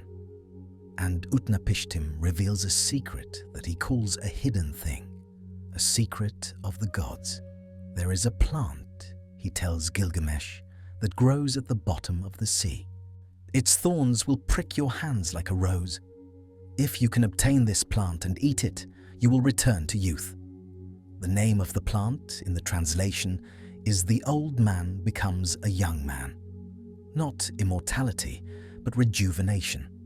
Not eternal life, but the restoration of what age has taken. Think about what this means in the context of bloodline contamination. If the divine blood in Gilgamesh's veins is degraded, if each generation expresses the corruption more severely, if the distance from divine source means progressive failure of the systems that once sustained indefinite life, then a plant that restores youth would not cure the underlying condition, but it would reset the clock. It would buy time. It would allow a contaminated being to continue living despite carrying something that should have killed them. Gilgamesh dives to the bottom of the sea and obtains the plant, suffering its thorns as Utnapishtim predicted, carrying it back to the surface with bloody hands and desperate hope. He does not eat it immediately. He tells his boatman that he will take it back to Uruk, that he will give it to an old man to test its powers, that he will eat it himself when he has confirmed it works, and return to the youth he has lost. But on the journey home, while Gilgamesh bathes in a cool pool, a serpent smells the sweetness of the plant and steals it, sloughing its skin as it departs, demonstrating in that very moment the rejuvenating power that Gilgamesh has lost. And Gilgamesh sits down and weeps. He weeps for himself, for his failure, for the futility of his quest. He weeps for Enkidu, who is still dead and cannot be returned.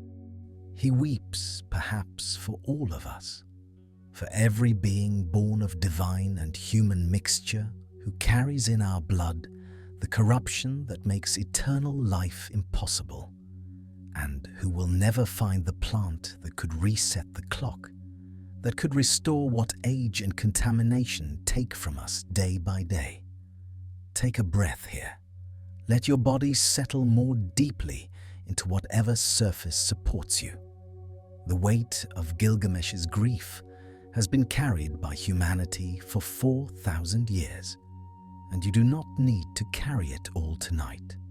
Let it rest beside you as we continue, as we explore one more dimension of this pattern of decline, the withdrawal of the gods themselves, the silence that descended over the temples, the absence that grew where presence once had been. Because it was not only the hybrid bloodlines that failed. It was not only the human descendants of divine beings who experienced progressive decline. The gods themselves, the Anunnaki, the Shining Ones, whatever we call those beings who once walked among us, according to the ancient texts, they too diminished. They too withdrew. They too became progressively less available until they were no longer available at all, until the temples built for their presence became empty shells where priests performed rituals for beings who no longer answered. We touched on the Error epic earlier, that strange text in which the god Error describes his own diminishment, his weapons grown blunted, his glory dimmed. But the Error epic is only one expression of a theme that runs through the later Mesopotamian texts, like a minor key growing gradually louder. The theme of divine departure, of gods who once manifested physically becoming gods who only appeared in dreams, then gods who only spoke through omens, then gods who did not communicate at all. The temple at Eridu, that most ancient sacred site dedicated to Enki, shows archaeological evidence of continuous use for over 2,000 years, layer upon layer of rebuilt sanctuaries, offerings deposited century after century, a sustained relationship between human worshippers and their divine patron. And then it ends. The temple is abandoned, the last offerings are left unreceived. The city that grew around the sacred site dwindles and is eventually forgotten, buried under the accumulating sand until modern archaeologists excavate it and wonder what happened, why this most ancient of holy places was simply left behind. The pattern repeats across Mesopotamia. Great temples that once employed hundreds of priests and received offerings from across the ancient world fall into disuse. Cities that depended on divine patronage lose their patrons and lose their populations. By the time of the Persian conquest, by the time of Alexander, the old gods of Sumer and Akkad and Babylon are curiosities, names in texts that scholars struggle to interpret, beings whose worship continues in diminished forms, but whose presence has long since departed. The same pattern appears in Egypt, where the temples of Amun and Ra and Osiris that once commanded the wealth of nations become tourist attractions under Greek and Roman rule, where the priesthoods that maintained traditions stretching back 3,000 years eventually forget how to read the hieroglyphics on their own walls. The same pattern appears in Greece, where the oracles fall silent one by one, where Delphi, that once guided the fate of empires, stops producing prophecies, where a Christian bishop would later report that when the Emperor Julian sent a delegation to consult the oracle, they received only this message: "Tell the king the fair-built hall has fallen to the ground. Phoebus has no longer his house, nor his prophetic laurel, nor his speaking spring. The talking water has been silenced." The same pattern appears in India, where the avatars of Vishnu appear less frequently as the ages pass, where the great manifestations of divine power that once walked the earth become increasingly rare, where the expectation of the final avatar, Kalki, who will appear at the end of the Kali Yuga to destroy the corrupt world and begin the cycle anew, suggests that divine manifestation has effectively ceased until the very end of time. What happened? The mainstream explanation is that religious traditions simply evolved, that as human civilization became more complex and more rational, the anthropomorphic gods of earlier ages gave way to more abstract conceptions of divinity, that the silence of the oracles represents not divine departure, but human maturation, the transition from childhood credulity to adult skepticism. This explanation has merit. It fits our understanding of cultural development. It flatters our sense of progress, of having moved beyond primitive superstition to enlightened reason. But it does not quite explain why the transition happened when it did. Why across so many cultures the gods withdrew at roughly the same period, and why the first millennium BCE and the first few centuries of the Common Era saw the effective end of direct divine communication across the ancient world. And it does not account for the texts that describe the withdrawal not as natural evolution, but as tragic necessity, texts that speak of gods becoming unable to maintain their presence rather than simply choosing to become more distant. The era epic again, with Marduk explaining that he cannot remain in his temple because his radiance has dimmed, because his garments have become soiled, because he must withdraw to have them cleaned and restored. The Egyptian texts that describe Ra withdrawing to the sky because he has grown old and weary, because he can no longer maintain his presence among the humans he created. The Greek myths of the gods retreating to Olympus, becoming less directly involved in human affairs, appearing only rarely and eventually not appearing at all. What if the gods withdrew because they were sick? What if the contamination we have been tracing, the poisoning of divine bloodlines through mixture with humanity, was not a one-way process? What if the divine beings who intermingled with humans, who created hybrid offspring, who allowed their blood to flow into the human population, were themselves affected by the interaction? What if contact with human biology, with human mortality, with whatever it is in human nature that makes death inevitable, contaminated the gods themselves? The ancient texts describe the gods as requiring sacrifice, requiring offerings of food and drink and incense, requiring the ritual attention of their worshippers to maintain their power and presence.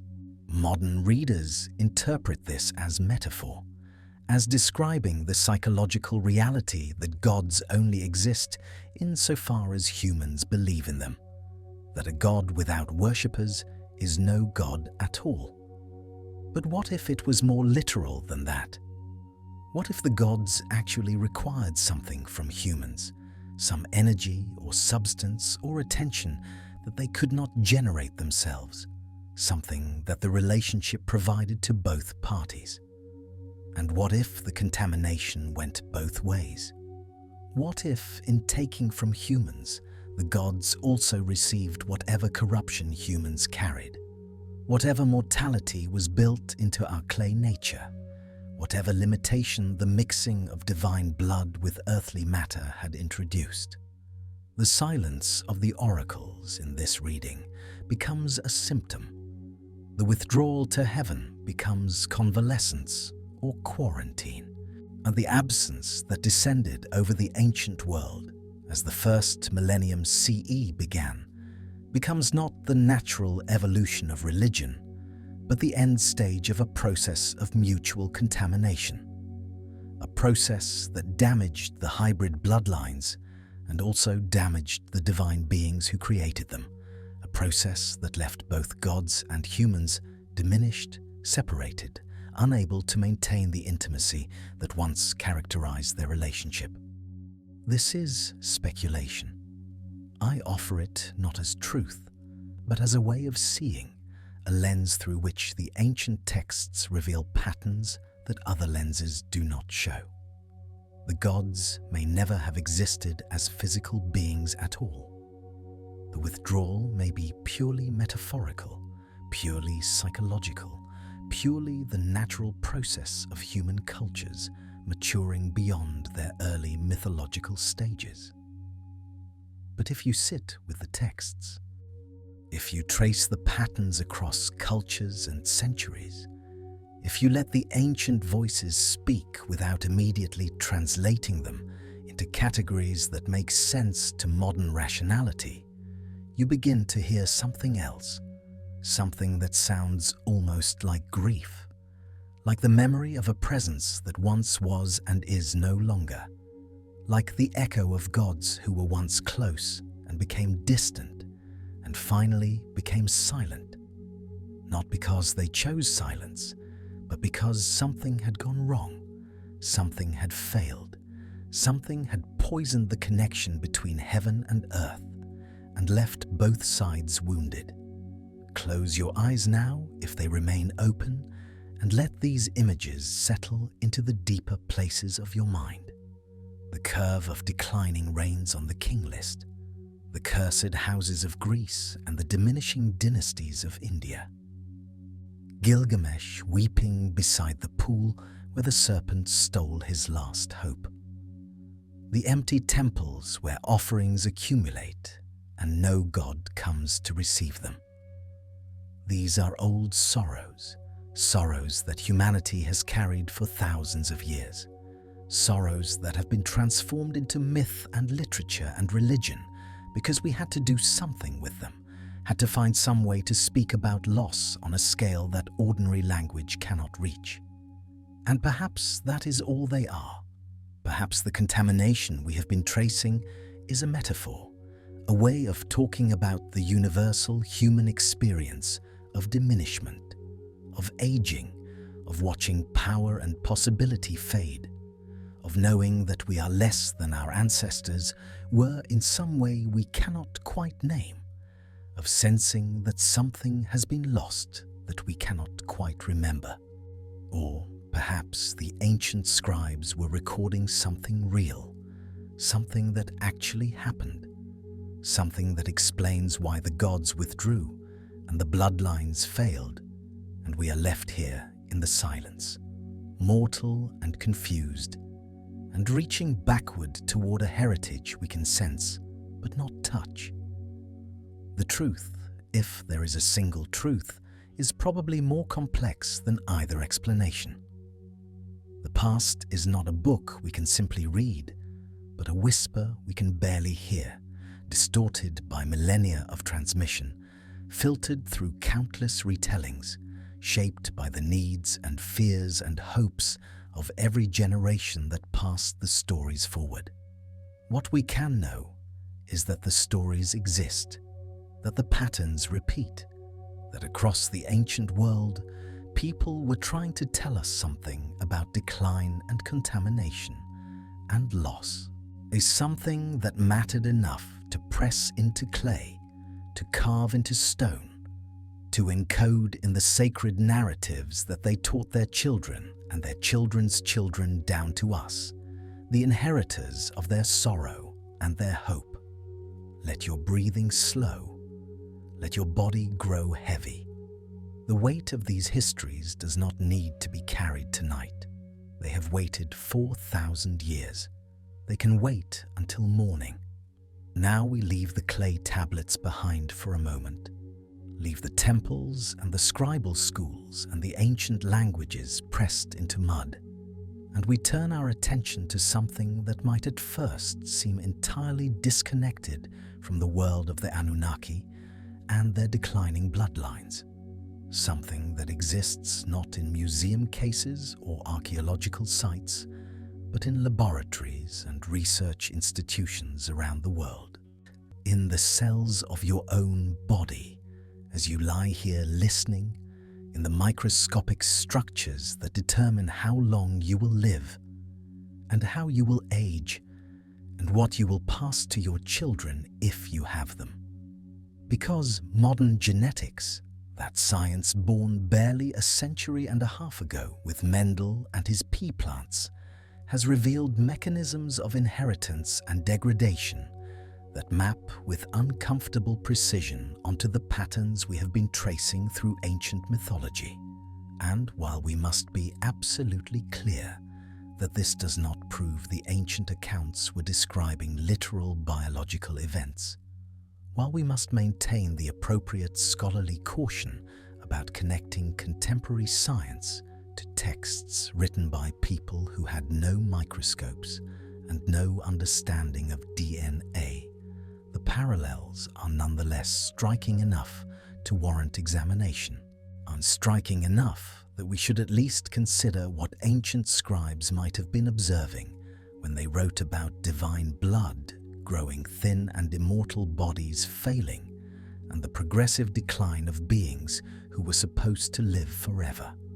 Let your breathing slow for a moment as we make this transition from the ancient world to the modern, from cuneiform to chromosomes, from the clay tablets of Nineveh to the gleaming equipment of genetic research facilities, because the journey we are taking is not a simple one, not a straightforward argument from evidence to conclusion, but rather a meditation on patterns, on the strange resonances between what our ancestors believed and what our microscopes reveal, on the possibility that mythology preserves observations that science is only now beginning to understand in technical terms.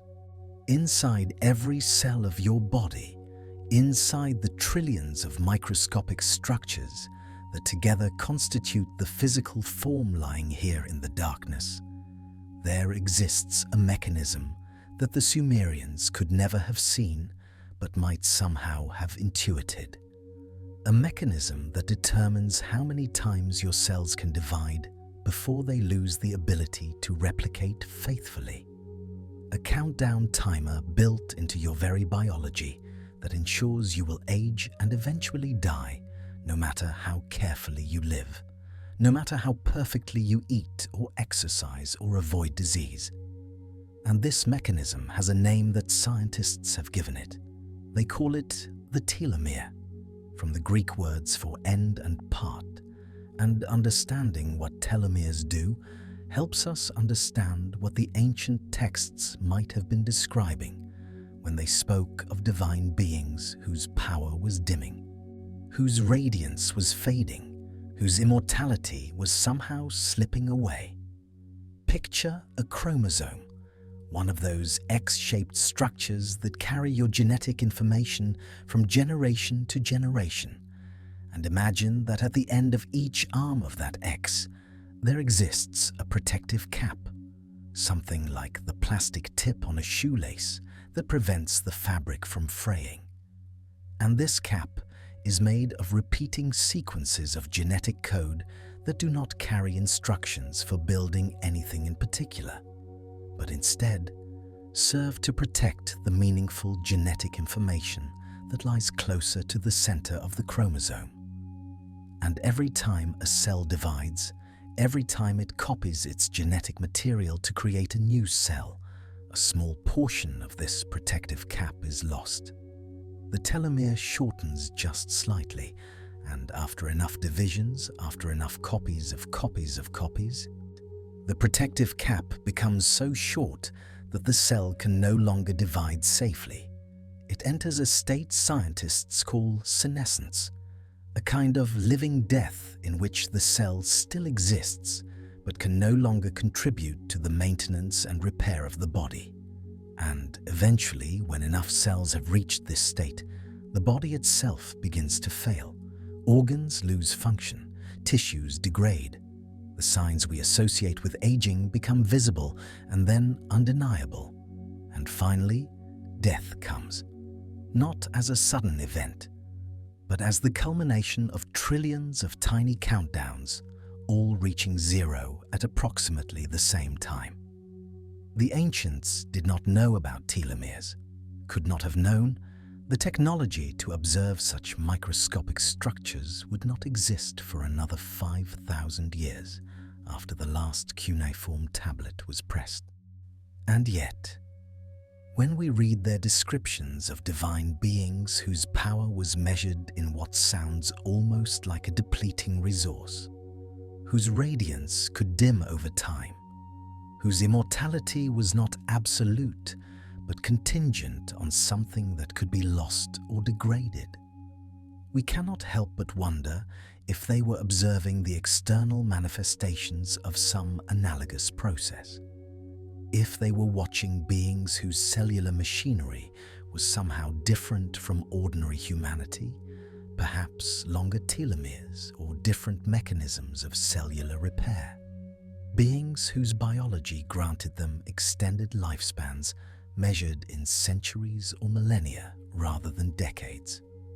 and if those beings were experiencing the eventual and perhaps accelerated failure of those extended systems, perhaps through some contamination or incompatibility that we will explore shortly. Now, I consider what it would look like from outside, without microscopes or laboratory equipment. If you were watching a being whose normally stable biology was beginning to degrade, you would see the external signs of aging appearing in someone who had seemed ageless. You would see strength diminishing, cognitive function declining, the radiance and vitality that had characterized this being, slowly dimming like a lamp running out of oil. And if you were a scribe tasked with recording what you observed, you would reach for the language available to you. You would write about divine power fading, about the glory becoming dimmed, about the weapons of the gods becoming blunted.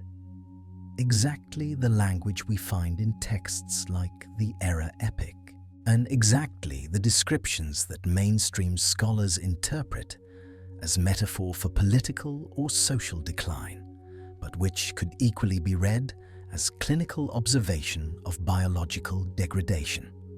But telomere shortening is only one mechanism of aging and decline, and modern genetics has revealed others that resonate even more powerfully with the patterns we have been tracing through ancient mythology.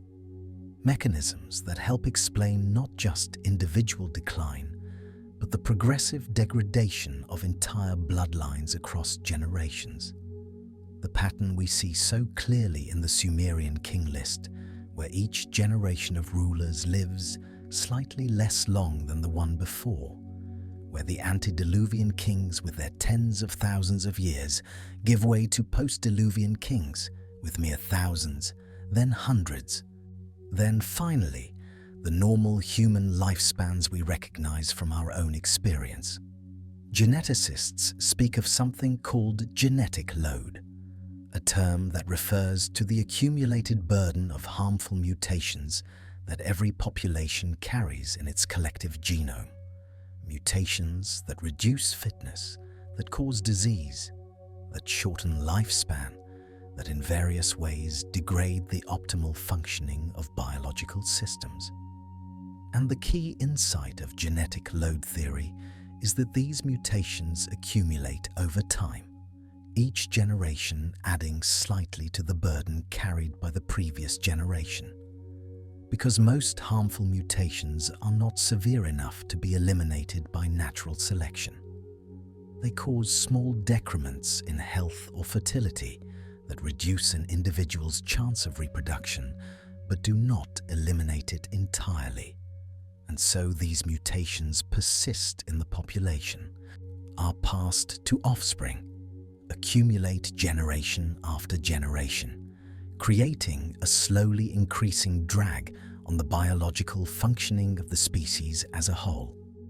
In large, genetically diverse populations, this accumulation is slow because there are many different versions of each gene circulating through the population, and harmful mutations in one lineage are balanced by healthy versions in other lineages.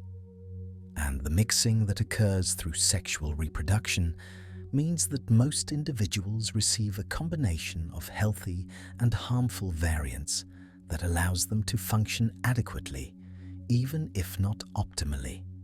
But in small populations, in isolated groups, in lineages that interbreed repeatedly within a limited gene pool, the accumulation accelerates dramatically.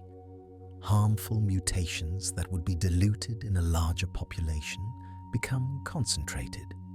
Individuals are more likely to inherit the same harmful variant from both parents, making the effects more severe. And over generations, the genetic load can become so heavy that the population's average health and longevity begins to decline noticeably, measurably, in ways that would be visible to observers even without modern scientific instruments. Now imagine, if you will, a scenario in which a small group of beings, whether you choose to call them gods, or advanced hominids or visitors from elsewhere, or simply mythological constructs, is for you to decide. Imagine this small group interbreeding with a larger population of ordinary humans, creating hybrid offspring who carry genetic material from both parent populations, and consider what genetics tells us about the patterns that would likely unfold in such a scenario. The first generation of hybrids might actually display what geneticists call hybrid vigor or heterosis, the phenomenon in which offspring of genetically distinct parents often show enhanced health, strength, and longevity compared to either parent population, because the offspring are less likely to inherit the same harmful recessive variants from both parents, because the genetic diversity created by mixing two distinct gene pools can mask deleterious mutations and enhance overall biological function. And this might explain the extraordinary vitality and extended lifespans attributed to the earliest generations of divine human hybrids in ancient texts. The antediluvian patriarchs with their centuries of life, the demigod heroes with their superhuman strength and endurance. But hybrid vigor has limits. And genetics reveals a darker pattern that can emerge in subsequent generations, something called outbreeding depression, in which the advantages of genetic mixing give way to problems caused by genetic incompatibility, by the inheritance of combinations that do not work well together, by the gradual accumulation of disadvantageous recombinations as hybrid populations continue to interbreed. When very distinct populations are crossed, their offspring may inherit genes that evolved to work together in one population, paired with genes that evolved to work together in the other population. But these cross-population combinations may not function as smoothly as either original configuration. Regulatory elements may not communicate properly with the genes they are supposed to regulate. Metabolic pathways may become slightly out of sync. Developmental processes may proceed imperfectly, and while any single such incompatibility might be minor, the accumulation of many minor incompatibilities across the genome can produce measurable declines in health, fertility, and longevity that manifest not in the first generation, but in subsequent generations, in the third and fourth and fifth generation and beyond. Exactly the pattern we see in the progressive decline of divine bloodlines recorded in ancient texts. Let us pause here and acknowledge explicitly what we are doing and what we are not doing. We are not claiming that the ancient texts were describing actual genetic processes in scientific terms. We are not arguing that the Anunnaki were literal biological entities whose DNA has been identified and sequenced. We are not making claims that can be verified through laboratory analysis or peer-reviewed research. What we are doing is noticing patterns, observing that the mechanisms of inheritance and decline that modern genetics has identified bear striking resemblance to the patterns that ancient scribes recorded in their accounts of divine bloodlines degrading over time. Acknowledging that this resemblance might be purely coincidental, two different phenomena that happen to share superficial similarity, all might indicate that the ancients were observing something real, something biological, something that they described in the only language available to them, the language of gods and spirits and cosmic forces, because they had no access to the language of genes and chromosomes and molecular biology. The principles we have discussed: telomere shortening, genetic load accumulation, the limits of hybrid vigor. These are established science, documented in peer-reviewed journals, accepted by the mainstream scientific community. They represent our current best understanding of how inheritance and biological decline actually work at the molecular level. The application of these principles to ancient mythology, the suggestion that texts describing divine bloodline degradation might reflect observation of actual biological processes. This is speculation, clearly labeled as such, offered not as conclusion but as possibility, as one lens through which we might view the ancient accounts, a lens that may sharpen certain details and obscure others, a lens we can pick up or set down as our contemplation requires. Now let your breath deepen as we move into even stranger territory. Territory where the speculation becomes more pronounced and the evidence becomes more ambiguous. Because there exist genetic mysteries in the modern human population that some researchers have connected, however tenuously, to ancient traditions of distinct bloodlines and divine ancestry, connections that may be entirely coincidental and almost certainly do not prove anything about ancient astronauts or Anunnaki hybridization, but which nonetheless add curious dimensions to the patterns we have been exploring. Among the many ways that modern medicine classifies human blood, distinguishing type A from type B from type O, distinguishing those who can donate to anyone from those who can receive from anyone, there exists a classification system based on something called the rhesus factor, none named after the rhesus monkeys in which it was first identified, a protein that may or may not be present on the surface of red blood cells. And while most humans carry this protein and are classified as Rh positive, a significant minority, roughly 15% of people of European descent and smaller percentages in other populations lack this protein and are classified as Rh negative. And this simple difference, the presence or absence of a single protein, has consequences that from an evolutionary perspective are genuinely puzzling. Consequences that have led some researchers to ask questions that mainstream science has not satisfactorily answered. When an Rh negative mother carries an Rh positive fetus, a condition that occurs when the father is Rh positive and passes that trait to the child, the mother's immune system may recognize the fetal blood cells as foreign, as not self, as something to be attacked and destroyed. And while modern medicine has developed treatments to prevent this immune response, before those treatments existed, and for the vast majority of human evolutionary history, when no such treatments were available, this incompatibility could cause serious complications, including miscarriage, stillbirth, and a condition called hemolytic disease of the newborn, in which the mother's antibodies destroy the baby's red blood cells. From an evolutionary perspective, this is deeply strange. Natural selection typically eliminates traits that reduce reproductive success, and a trait that causes mothers to attack their own fetuses would seem to be strongly disadvantageous, would seem to be exactly the kind of trait that should be rapidly eliminated from the population.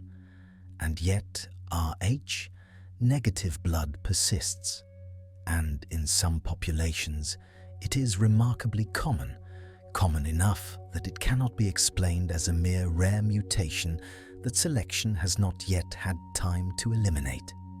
Some researchers have suggested that Rh negative blood must provide some hidden advantage that balances its reproductive cost, perhaps resistance to certain diseases, perhaps enhanced immune function in other contexts, advantages that we have not yet identified, but which must exist to explain the trait's persistence. Other researchers, and here we move into territory that mainstream science views with considerable skepticism, have suggested that Rh negative blood might be a marker of something unusual in human genetic history. That its strange properties and puzzling distribution might indicate admixture from some source outside the normal human gene pool, not necessarily extraterrestrial.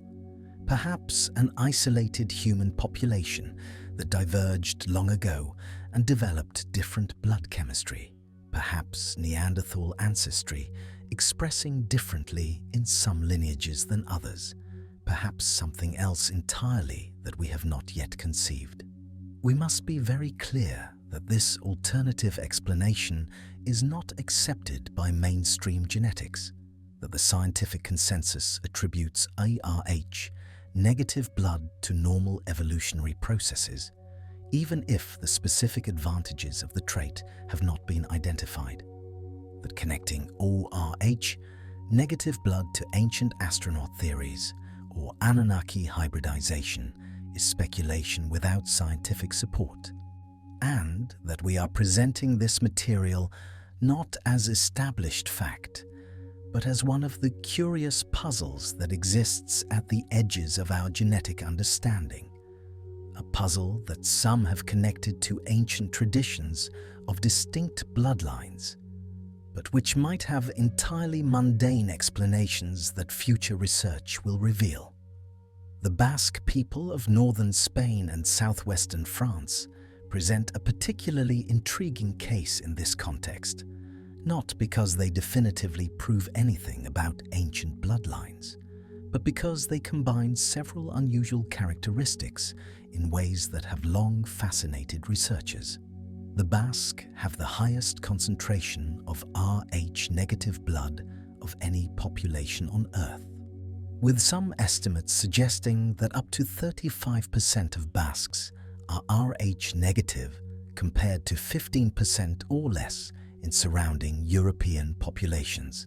The Basque language, Euskara, is what linguists call a language isolate, meaning it has no known relatives, no connection to the Indo-European language family that includes virtually all other European languages, no connection to any other language family on Earth that linguists have been able to identify. It is as if Euskara dropped from the sky fully formed, or more prosaically, as if it represents the survival of a language tradition that predates the arrival of Indo-European speakers in Europe. A remnant of whatever languages were spoken by the earliest European inhabitants before waves of migration and conquest replaced those original tongues everywhere except in this isolated mountain region. The Basque have maintained cultural distinctiveness for millennia, resisting absorption into Roman, Visigothic, Frankish, and Spanish cultures, despite being surrounded by these more numerous populations. And genetic studies suggest that the Basque population has been relatively isolated, relatively endogamous, for a very long time, that they represent one of the oldest continuous populations in Europe, perhaps descended more directly from Paleolithic inhabitants than most other European groups. None of this proves anything about Anunnaki bloodlines or divine ancestry, and we must resist the temptation to draw connections that the evidence does not support. The Basque are simply one of many human populations with distinctive characteristics, and their high rate of Rh negative blood and their linguistic isolation might be entirely unrelated, coincidences of history and geography rather than evidence of unusual origin.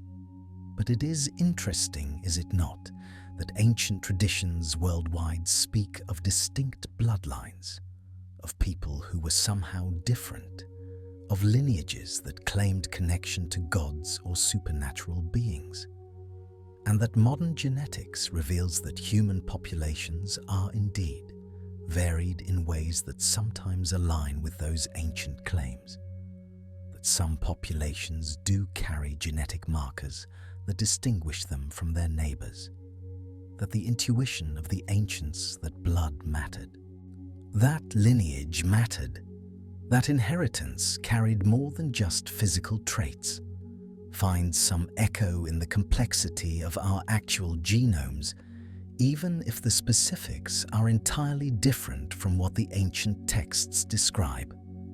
Let yourself settle deeper now as we trace these threads of bloodline concern through human history, through the ruling dynasties of the ancient world and into the more recent past.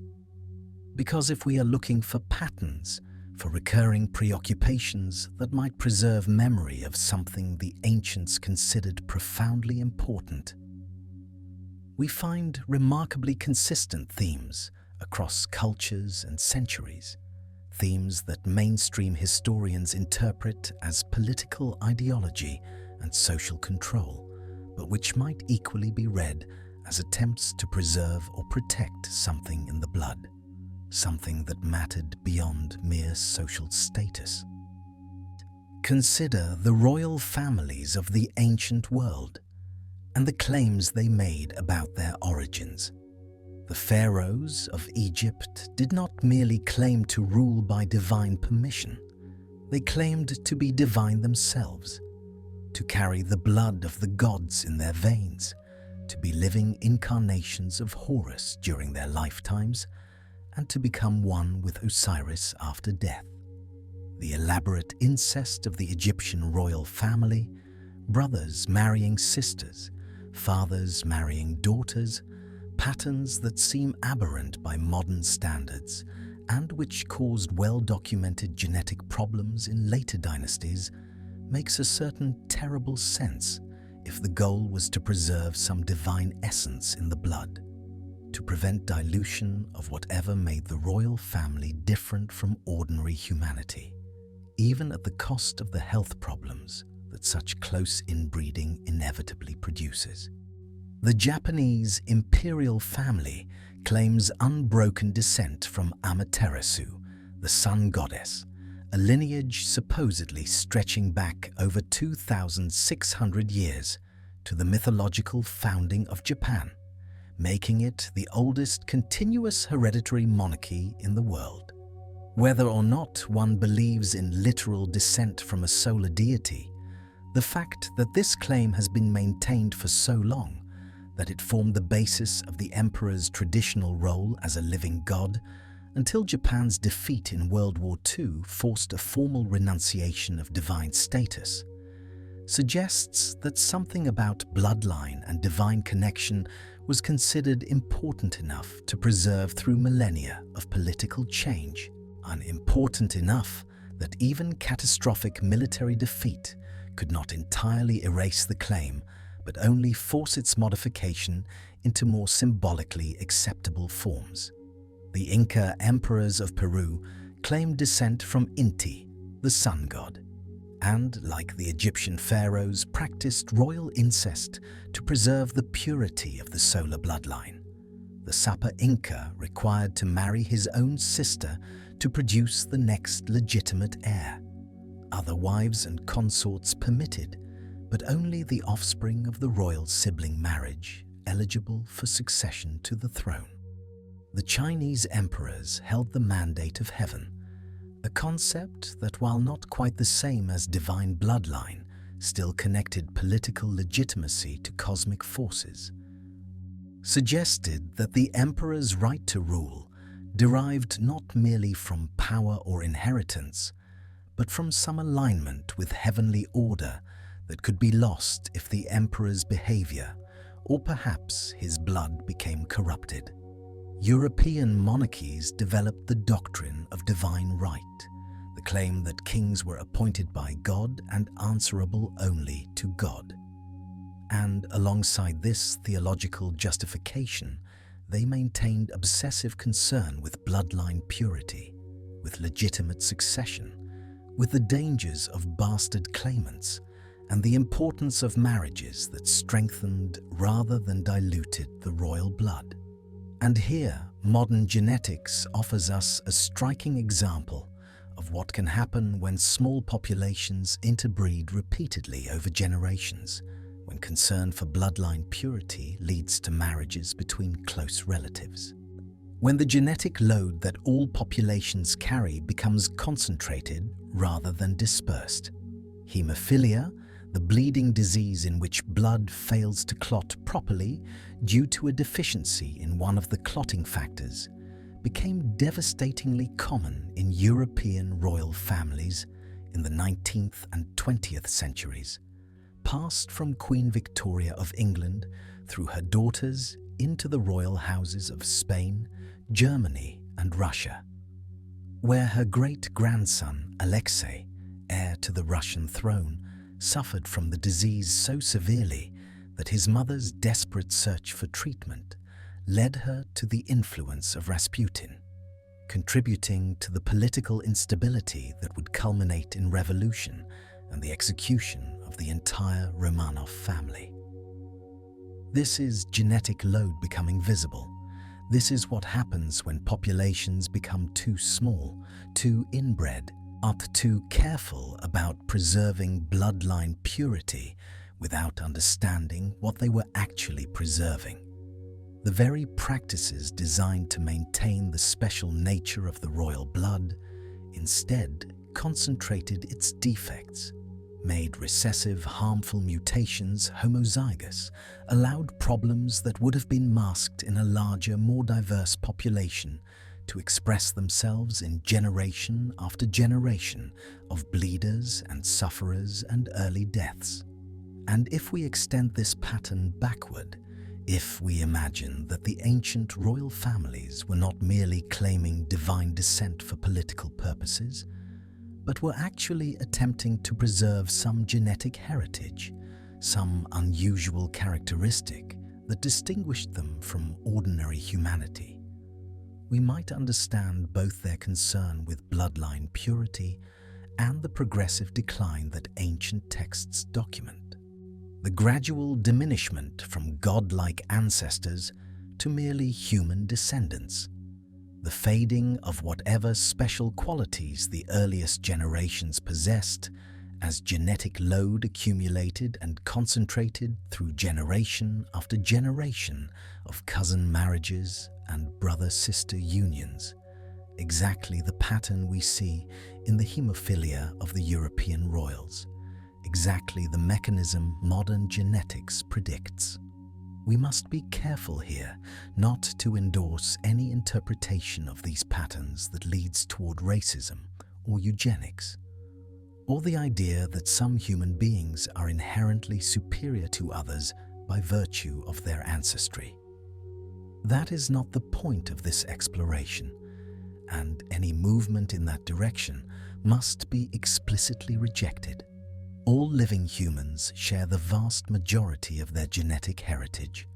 All of us are products of the same evolutionary processes. All of us carry the same basic biological machinery, and superficial differences between populations, whether in blood type or skin color or any other visible trait, do not correspond to differences in worth or capability or fundamental humanity. What we are exploring is not a hierarchy of human value, but a question about memory, about what the ancient obsession with bloodlines might have been trying to preserve or might have been trying to prevent, about whether the universal human intuition that ancestry matters, that blood matters, that we carry something from our forebears that shapes who we are, reflects some genuine biological reality, even if the specific beliefs about divine descent and cursed lineages were mistaken or metaphorical. The modern passion for genetic ancestry testing, the millions of people who have sent saliva samples to companies promising to reveal their heritage, suggests that this intuition remains powerful even in our secular scientific age. What are people looking for when they seek to know their genetic ancestry? Some hope to discover unexpected heritage, surprising connections to distant populations or famous historical figures. Some seek medical information, awareness of genetic risks they might carry, and might pass to their children. But beneath these practical motivations, there seems to be something deeper. Some need to know where we come from, to place ourselves in a chain of descent that stretches back through generations and centuries and millennia, to understand ourselves as part of something larger than our individual lives. And this need, this hunger for ancestral connection, might itself be a kind of genetic memory, a pull toward understanding that reflects something our ancestors considered profoundly important, even if we have forgotten the specific reasons why. Gilgamesh sought immortality, traveling to the ends of the earth to find Utnapishtim, the survivor of the flood, the one human granted eternal life, hoping to learn the secret that would allow him to escape the death built into his hybrid nature. Modern humanity seeks to extend life through medicine and technology, dreams of gene therapy that might repair the damage accumulating in our cells, imagines futures in which aging is cured and death becomes optional. And perhaps these are the same quest pursued through different means. Perhaps we are still searching for the plant of immortality that the serpent stole, still hoping to reverse the progressive decline that began when divine blood mixed with mortal clay and began its long, slow degradation through the generations. The fear that haunts contemporary discussions of genetic engineering, the unease that surrounds technologies like CRISPR that allow us to edit the human genome, might likewise reflect some ancient intuition about the dangers of tampering with what we have inherited. Some memory encoded not in our genes, but in our cultures, of a time when tampering went wrong, when something was introduced into the human bloodline that should not have been there, something that we have been living with ever since, something that we fear to awaken or worsen through our clumsy modern interventions. This is all speculation, of course, connection drawing that might reflect genuine patterns, or might reflect only our human tendency to find patterns where none exist, to connect dots that are merely random points, to construct narratives that satisfy our need for meaning, regardless of whether they correspond to any underlying reality. But as you lie here in the darkness, as your breath continues to slow and your body continues to settle into the surface beneath you, consider that the ancients were not fools, that they observed their world with keen attention, even if they lacked our instruments and our theoretical frameworks, that when they wrote about divine bloodlines degrading over time, they might have been describing something they actually witnessed, as something that manifested in declining lifespans and diminishing powers, and the progressive loss of whatever made the earliest generations different from ordinary humanity. Consider that we carry their observations in our myths and our sacred texts, in our persistent preoccupation with ancestry and heritage, in our intuition that blood matters even when we cannot articulate exactly why. Consider that the genetic mechanisms we have discussed tonight, telomere shortening and genetic load, and the limits of hybrid vigor, provide naturalistic explanations for patterns that the ancients attributed to supernatural causes, and that the existence of naturalistic explanations does not necessarily mean the supernatural explanations were entirely wrong, merely that they were expressed in the vocabulary available at the time, in the language of gods and spirits and cosmic forces, rather than the language of genes and chromosomes and molecular biology. What remains in the blood, finally, might be exactly what the ancients said remains there: the inheritance of beings who were not quite human, mixed with beings who were. The the progressive dilution and degradation of that mixture over hundreds of generations.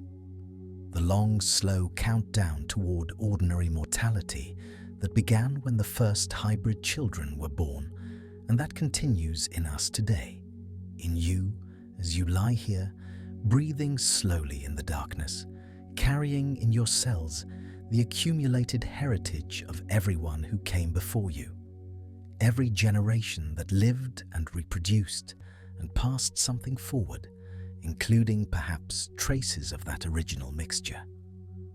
That original contamination or gift, depending on how you choose to view it.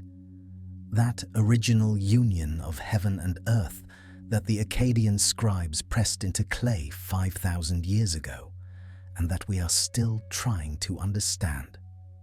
Let these thoughts settle now like sediment drifting to the bottom of still water, present but no longer stirring, no longer demanding your attention, available if you want to turn them over in your mind, but equally willing to let you rest, to let you drift toward whatever comes next, carrying in your blood whatever you have always carried, inheriting whatever your ancestors passed to you. Part of a chain that stretches back to the beginning of humanity and forward to wherever humanity is going. One link among countless links, one breath among countless breaths. One moment of awareness in the long story that the Akkadian tablets preserve in fragments, and that you preserve in the simple fact of being alive tonight. Being here, being the latest expression of whatever was placed in human blood at the very beginning, before the tablets were pressed, before the cities were built, before the gods withdrew to wherever the gods have gone, and left us here to wonder what we are and where we came from, and what remains in us of what they gave. Let us sit with this for a moment, here in the quiet space between waking and sleep, and ask ourselves the question that has been hovering at the edges of everything we have explored tonight. The question that perhaps you have been asking yourself as the evidence accumulated, as the patterns emerged, as the ancient words pressed into clay thousands of years ago began to form shapes that felt almost familiar, almost recognizable, almost like something you already knew but had forgotten. What if it is true? Not metaphorically true, not symbolically true, not true in the way that scholars prefer to interpret ancient texts as reflections of psychological archetypes or cultural anxieties projected onto cosmic screens, but actually, literally, historically true. What if the Akkadian scribes who pressed their styluses into wet clay in the dim light of temple archives were not inventing mythology, but recording observation? What if the progressive decline they documented, the fading of divine radiance, the shortening of lifespans, the withdrawal of beings who once walked among humanity, it was not poetic imagination, but careful notation of something that was actually happening? What if we, here in our modern moment, surrounded by technologies the ancients could not have imagined, connected to information networks that span the globe? What if we are carrying in our cells, in the spiraling architecture of our DNA, something that came from elsewhere, something that was not originally ours, something that was given or taken or exchanged in those distant ages when, according to texts across every culture, beings from the heavens walked the earth and mingled their essence with humanity? The implications unfold slowly, like flowers opening in time-lapse photography, each petal revealing another layer of meaning. If the ancient accounts describe something real, then the blood in your veins, the blood that pulses through you right now as you listen to these words, carries traces of that ancient transaction. Every cell in your body contains genetic instructions that have been copied and recopied across thousands of generations. And somewhere in that code, perhaps in sequences we have mapped but do not understand, perhaps in what geneticists once dismissively called junk DNA, before realizing it contained regulatory functions of enormous complexity, there might be something that came from outside the normal course of human evolution. The antediluvian patriarchs with their impossible lifespans, Methuselah living 969 years, Noah 950, Adam 930, these numbers have always troubled interpreters. Too specific to be purely symbolic, too impossible to be literal by our current understanding. They sit in the text like stones that will not dissolve no matter how much scholarly acid is applied. But what if they represent not exaggeration, but degradation? What if the first generations after the mingling carried enough of the original essence to sustain extended life, and each subsequent generation, as the divine genetic material diluted, or as whatever contamination it carried expressed more fully, lived shorter and shorter spans until we arrived at what we now consider normal human longevity? Our 70 or 80 years might not be the baseline from which ancient texts exaggerated. They might be the diminished endpoint of a long decline. Whatever was given to us in those ancient days has been progressively lost or corrupted, or both, generation by generation, until we no longer remember what we once were or might have been. And yet, let your breath slow as you consider this. And yet we are still here. Whatever the contamination was, if contamination it was, it did not destroy us. If the Anunnaki bloodline carried something toxic, some incompatibility with terrestrial biology, some genetic load that would accumulate and express over generations, what if the gods didn't abandon humanity? What if they were dying? What if somewhere in the sun-bleached ruins of Akkad, in the crumbling tablets that scholars have catalogued but rarely examined closely, there exists a clinical account of divine decline, a medical record of heaven's slow poisoning? The heat shimmers above the Iraqi desert where these fragments once lay buried. The cuneiform script, pressed into clay 5,000 years ago, still preserves words that scribes were forbidden to speak aloud. Descriptions of divine blood growing thin, of immortal bodies failing, of something contaminating the very essence that separated gods from men. So before this story pulls you under, subscribe only if you're drawn to histories that institutions prefer to leave unread. The British Museum closes to visitors at 5:30 each evening, and the great halls fall silent as security guards make their rounds and the last echoes of footsteps fade from the Egyptian galleries, and the Parthenon marbles stand alone in their climate-controlled chambers. But there is another museum beneath the museum that most people never see and will never know exists. A labyrinth of storage rooms and study collections and archival vaults stretching beneath the streets of Bloomsbury, where over 130,000 cuneiform tablets rest in drawers and cabinets and specialized storage containers, waiting for scholars who may never come, waiting for translations that may never be completed, waiting for someone to recognize what they contain and understand why it matters. Now picture yourself walking through these corridors late at night with special permission, a rare privilege granted to only a handful of researchers each year. And the fluorescent lights hum overhead with that particular frequency that seems to vibrate just at the edge of hearing, and your footsteps echo on polished concrete floors that have been walked by archaeologists and Assyriologists and curators for over a century. And the air carries a faint mineral smell that you cannot quite identify at first until you realize it is the accumulated dust of ancient clay, the microscopic particles of Mesopotamian earth that have been slowly releasing from these tablets for thousands of years, drifting into the air of this underground archive and settling on every surface.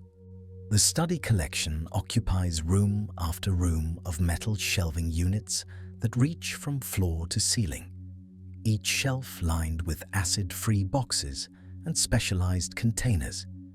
And inside those containers rest fragments of the oldest written records in human existence, pieces of clay inscribed with wedge-shaped marks that scholars call cuneiform from the Latin cuneus, meaning wedge, tablets that were pressed and inscribed and fired or sun-dried in the cities of Sumer and Akkad and Babylon and Assyria, when the pyramids of Egypt were still new, when Stonehenge was still being constructed, when the ancestors of every European civilization were still living in small agricultural villages, with no writing and no cities and no concept of the vast bureaucratic empires that had already risen in the land between the rivers.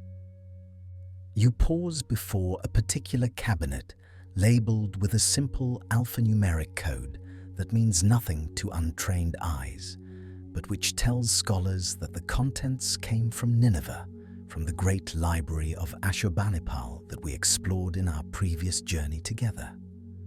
And you pull open a drawer with careful hands, wearing the white cotton gloves that protect ancient artifacts from the oils of human skin.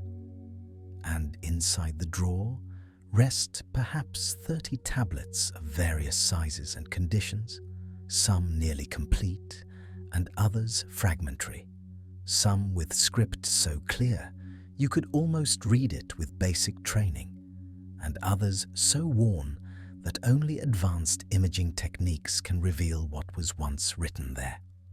The tablet you are looking for carries the catalogue number K.3567, and when you lift it from its foam cradle, you are struck immediately by its weight, heavier than you expected, dense with the compressed earth of a river valley that flourished 5 millennia ago, and the clay is a pale greyish-brown with darker patches where ancient fingers left their oils before the tablet was fired. And if you bring it close to your face, you can detect a faint smell that is difficult to describe. Something like old books, and something like stone, and something like the particular mineral scent of river mud that has been baked in sunlight.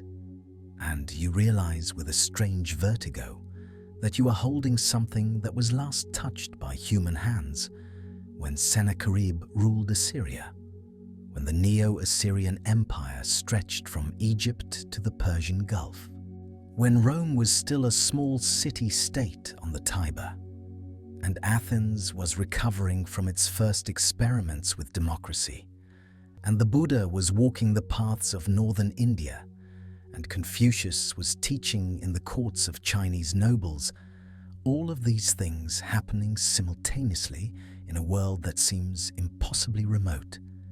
And yet, here in your hands is a physical connection to that world, a message sent across time by someone who wanted future generations to know something important enough to write down and preserve. The script on K.3567 is Akkadian, the language that succeeded Sumerian as the primary written tongue of Mesopotamia, and the signs are pressed deeply and clearly into the clay by someone who knew their craft well. A trained scribe who had spent years learning the several hundred signs required for basic literacy and the several thousand required for advanced scholarly work. And the tablet itself is a copy of an older text according to the colophon at the bottom, which states that it was transcribed from an ancient original in the scribal workshops of Nineveh during the reign of Ashurbanipal, that great collector king who sent his agents throughout his empire to gather copies of every text worth preserving, and the original from which this copy was made would have been older still, perhaps dating to the Old Babylonian period around 1800 BCE or even earlier, perhaps reaching back to the Akkadian Empire itself, when Sargon the Great first united the cities of Mesopotamia under a single rule. What makes this particular tablet unusual is not immediately obvious to untrained eyes, but becomes clear when you examine the content, because K.3567 belongs to a category of texts that scholars have labeled medical ritual tablets, documents that blend what we would consider medical observation with what we would consider religious practice. And this combination is not accidental or confused, but reflects a fundamentally different understanding of illness and healing than the one modern Western medicine employs. An understanding in which the physical and spiritual were not separate categories, but aspects of a single reality, in which disease could be caused by demons, or angry gods, or sorcery, or imbalance of humors, or natural processes, in which treatment might involve herbs and surgery, and incantation and sacrifice, and astrological timing, all working together toward the restoration of health. The British Museum holds thousands of such tablets, and the vast majority of them remain unstudied in any serious depth. Not because scholars lack interest, but because there are simply not enough trained Assyriologists in the world to work through the backlog, and funding for ancient Near Eastern studies has been declining for decades. And the tablets sit in their drawers year after year, and decade after decade, waiting for someone to read them, holding their secrets in patient silence. The K collection alone contains over 15,000 tablets and fragments from Nineveh. And of these, perhaps half have been catalogued in any meaningful way, and perhaps a quarter have been translated, and perhaps a tenth have been studied with the kind of careful attention that reveals their full significance, which means that there are thousands of documents from the ancient world sitting in the basement of a London museum that no one in modern times has ever read, messages from the deep past that have not yet found their recipients. What K3567 contains, according to the brief catalogue entry made by a Victorian-era scholar who glanced at it long enough to assign a category, is a ritual for treating divine illness, which the catalogue interprets as a metaphorical description of illness sent by the gods, a standard category in Mesopotamian medicine. But when you examine the actual text more carefully, when you work through the signs with your dictionary and grammar and parallels from other tablets, you discover something that does not fit the comfortable interpretation, because the text does not describe treating illness sent by the gods, or treating illness in one who has offended the gods, or treating illness through divine intervention. It describes treating illness in a divine being itself, treating symptoms that afflict one who bears the determinative dingir before their name, the cuneiform sign that indicates godhood, and the symptoms it describes are specific and clinical and disturbing in their precision. Let your eyes close for a moment if they wish to close. Let your breathing slow into the rhythm of deep rest, because we are entering territory now where the line between history and mystery grows thin, where the comfortable categories of myth and reality begin to blur. And you do not need to follow every word. You do not need to remember every detail. You need only let the story wash over you like water, like the waters of the Tigris and Euphrates that carried the silt from which these tablets were made, carrying knowledge downstream through time toward whoever is ready to receive it. The ancient Mesopotamians did not make the distinction we make between medicine and religion, between the natural and supernatural, between the body and the soul. And this is not because they were primitive or confused, but because they understood something about the nature of illness that modern medicine is only beginning to rediscover, that the physical and psychological and spiritual dimensions of health cannot be cleanly separated. That a person is not just a biological machine, but a complex system embedded in social and cosmic contexts that affect health in ways we do not fully understand. Their medical tradition was ancient, even by the standards of the ancient world, stretching back to the earliest Sumerian cities around 3000 BCE and continuously developing and elaborating for over 2000 years until the cuneiform tradition finally faded in the early centuries of the Common Era. And during those millennia, they produced what may be the oldest systematic medical literature in human history. Thousands of tablets containing diagnostic procedures and treatment protocols, and pharmacological recipes, and surgical techniques, and incantations for healing that were copied and recopied and transmitted from generation to generation with the same care that religious texts received. Because healing was sacred work, because the restoration of health was participation in cosmic order, because illness was a disruption that affected not just the individual, but the harmony of the world itself. The most important of these medical compilations was called Sakiku in Akkadian, which translates roughly as all diseases, or perhaps better, as the complete symptomatology. And it consisted of 40 tablets organized into a comprehensive diagnostic manual that allowed trained healers to examine a patient, observe their symptoms, identify the cause of their illness, predict its outcome, and prescribe appropriate treatment. And this manual was not folk medicine or superstition, but a carefully organized system of clinical observation accumulated over centuries of practice, refined through generations of training, and preserved with the same scholarly precision that characterized Mesopotamian mathematics and astronomy and law.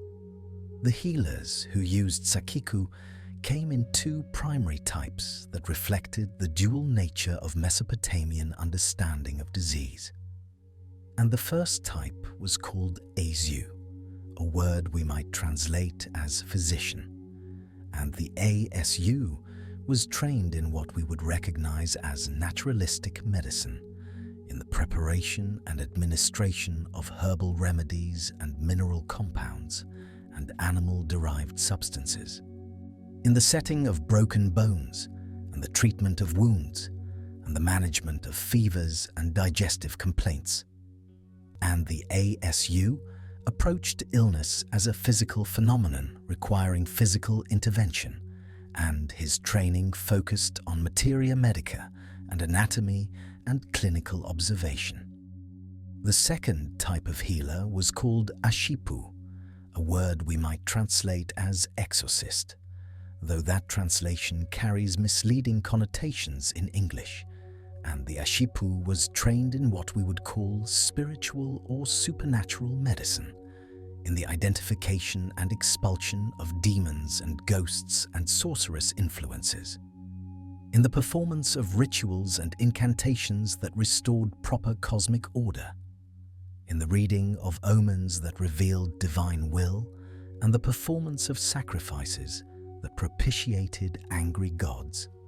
And the Ashipu approached illness as a disruption in the relationship between the patient and the spiritual world, requiring restoration through proper ritual action. These two types of healers did not compete with each other or represent opposing schools of thought, but rather worked together as complementary specialists. And a patient might receive treatment from both simultaneously, taking the herbal remedies prescribed by the Asu, while the Ashipu performed the incantations that addressed the spiritual dimension of the same illness. And the diagnostic manual Sakiku was used by both types of healers because diagnosis had to identify both the physical symptoms and the spiritual cause before appropriate treatment could be determined. Among the many diagnostic categories in Sakiku was a class of illnesses called Hand of God diseases. Conditions believed to be caused by direct divine contact or divine displeasure, and these conditions were distinct from demonic possession or sorcery, in that they originated from the gods themselves rather than from malevolent lesser spirits, and they required different treatment protocols involving not exorcism but propitiation, not driving out an intruder but reconciling with an offended superior. The Hand of God diseases included afflictions attributed to specific deities such as Hand of Shamash for certain types of fever that struck during daylight hours, or Hand of Sin for conditions that worsened with the lunar cycle, or Hand of Ishtar for diseases affecting sexuality and reproduction, and the identification of which god had struck the patient determined which temple to visit, which sacrifices to offer, which prayers to recite, which days were auspicious for treatment and which were dangerous. But scattered among these standard categories of divine sent illness, there are passages in the medical corpus that have puzzled scholars for over a century, passages that do not describe treating illness sent by the gods, but rather describe symptoms observed in beings identified with divine determinatives, passages that read not as metaphor or theology, but as clinical observation of patients who were themselves classified as divine or semi-divine or descended from divine blood. And these passages have traditionally been dismissed as scribal errors or misunderstood metaphors or late corruptions of earlier texts. But when you gather them together and read them as a corpus, they begin to form a pattern that is difficult to explain away. A pattern that suggests the ancient healers were observing and recording symptoms of illness in beings they genuinely believed were gods, or the offspring of gods or the vessels of divine essence, and the symptoms they recorded are specific enough to be disturbing. One such passage appears in a tablet from the medical collection describing treatment protocols for what the text calls illness in the blood of the heavens. And the symptoms listed include progressive weakening of radiance, failure of the organs that produce divine speech, corruption spreading from the point where divine and earthly blood have mixed, and the text prescribes a complex ritual involving the blood of 7 specific animals and incantations invoking Ea, the god of wisdom and fresh waters. And the intended patient is referred to throughout with the divine determinative Dingir, and the text notes that such illness was not known in the eldest times but appeared after the mixing, and mainstream scholars have interpreted this as a metaphorical description of illness in a priest or king who bore divine attributes symbolically. But the specificity of the symptoms and the clinical precision of the treatment protocol sits uneasily with a purely metaphorical reading. If you have drifted, let yourself drift. Let the words carry you like a current. There is no need to struggle upstream against sleep. The story flows toward the same destination, whether you follow every word or float in and out of awareness. And the destination is understanding, is wonder, is the place where ancient mysteries and modern questions meet in the darkness behind closed eyes. The text that brings these scattered observations into sharpest focus is not a medical document, but an epic poem composed around 800 BCE and discovered in the ruins of Nineveh among the library of Ashurbanipal, a text that scholars call the Era Epic, or the Epic of Era and Ishum, after its two main divine characters. And this text is unique in several ways that distinguish it from other Mesopotamian literature, and that suggest it may preserve something that other texts have concealed, or forgotten, or chosen not to record. The Era Epic opens with an unusual prologue in which the poet names himself as Kapti Ilani Marduk and claims that the entire text was revealed to him in a dream, dictated word for word by divine inspiration, so that he merely transcribed what he had been shown. And while ancient poets often claim divine inspiration for their work, the specificity of Kapti Ilani Marduk's claim is striking, because he insists that he did not compose but only recorded, that every word is exactly as it was given to him, that he added nothing and subtracted nothing and changed nothing, because the message was too important to alter. And this insistence on verbatim transmission suggests that the poet believed he was preserving something of unusual significance, something that needed to be recorded exactly as received, even if portions of it might be dangerous or disturbing or difficult to understand. The god Era, who gives the epic its name, is a deity of plague and pestilence and violence, a dark and destructive force associated with the scorching summer heat and the diseases that flourish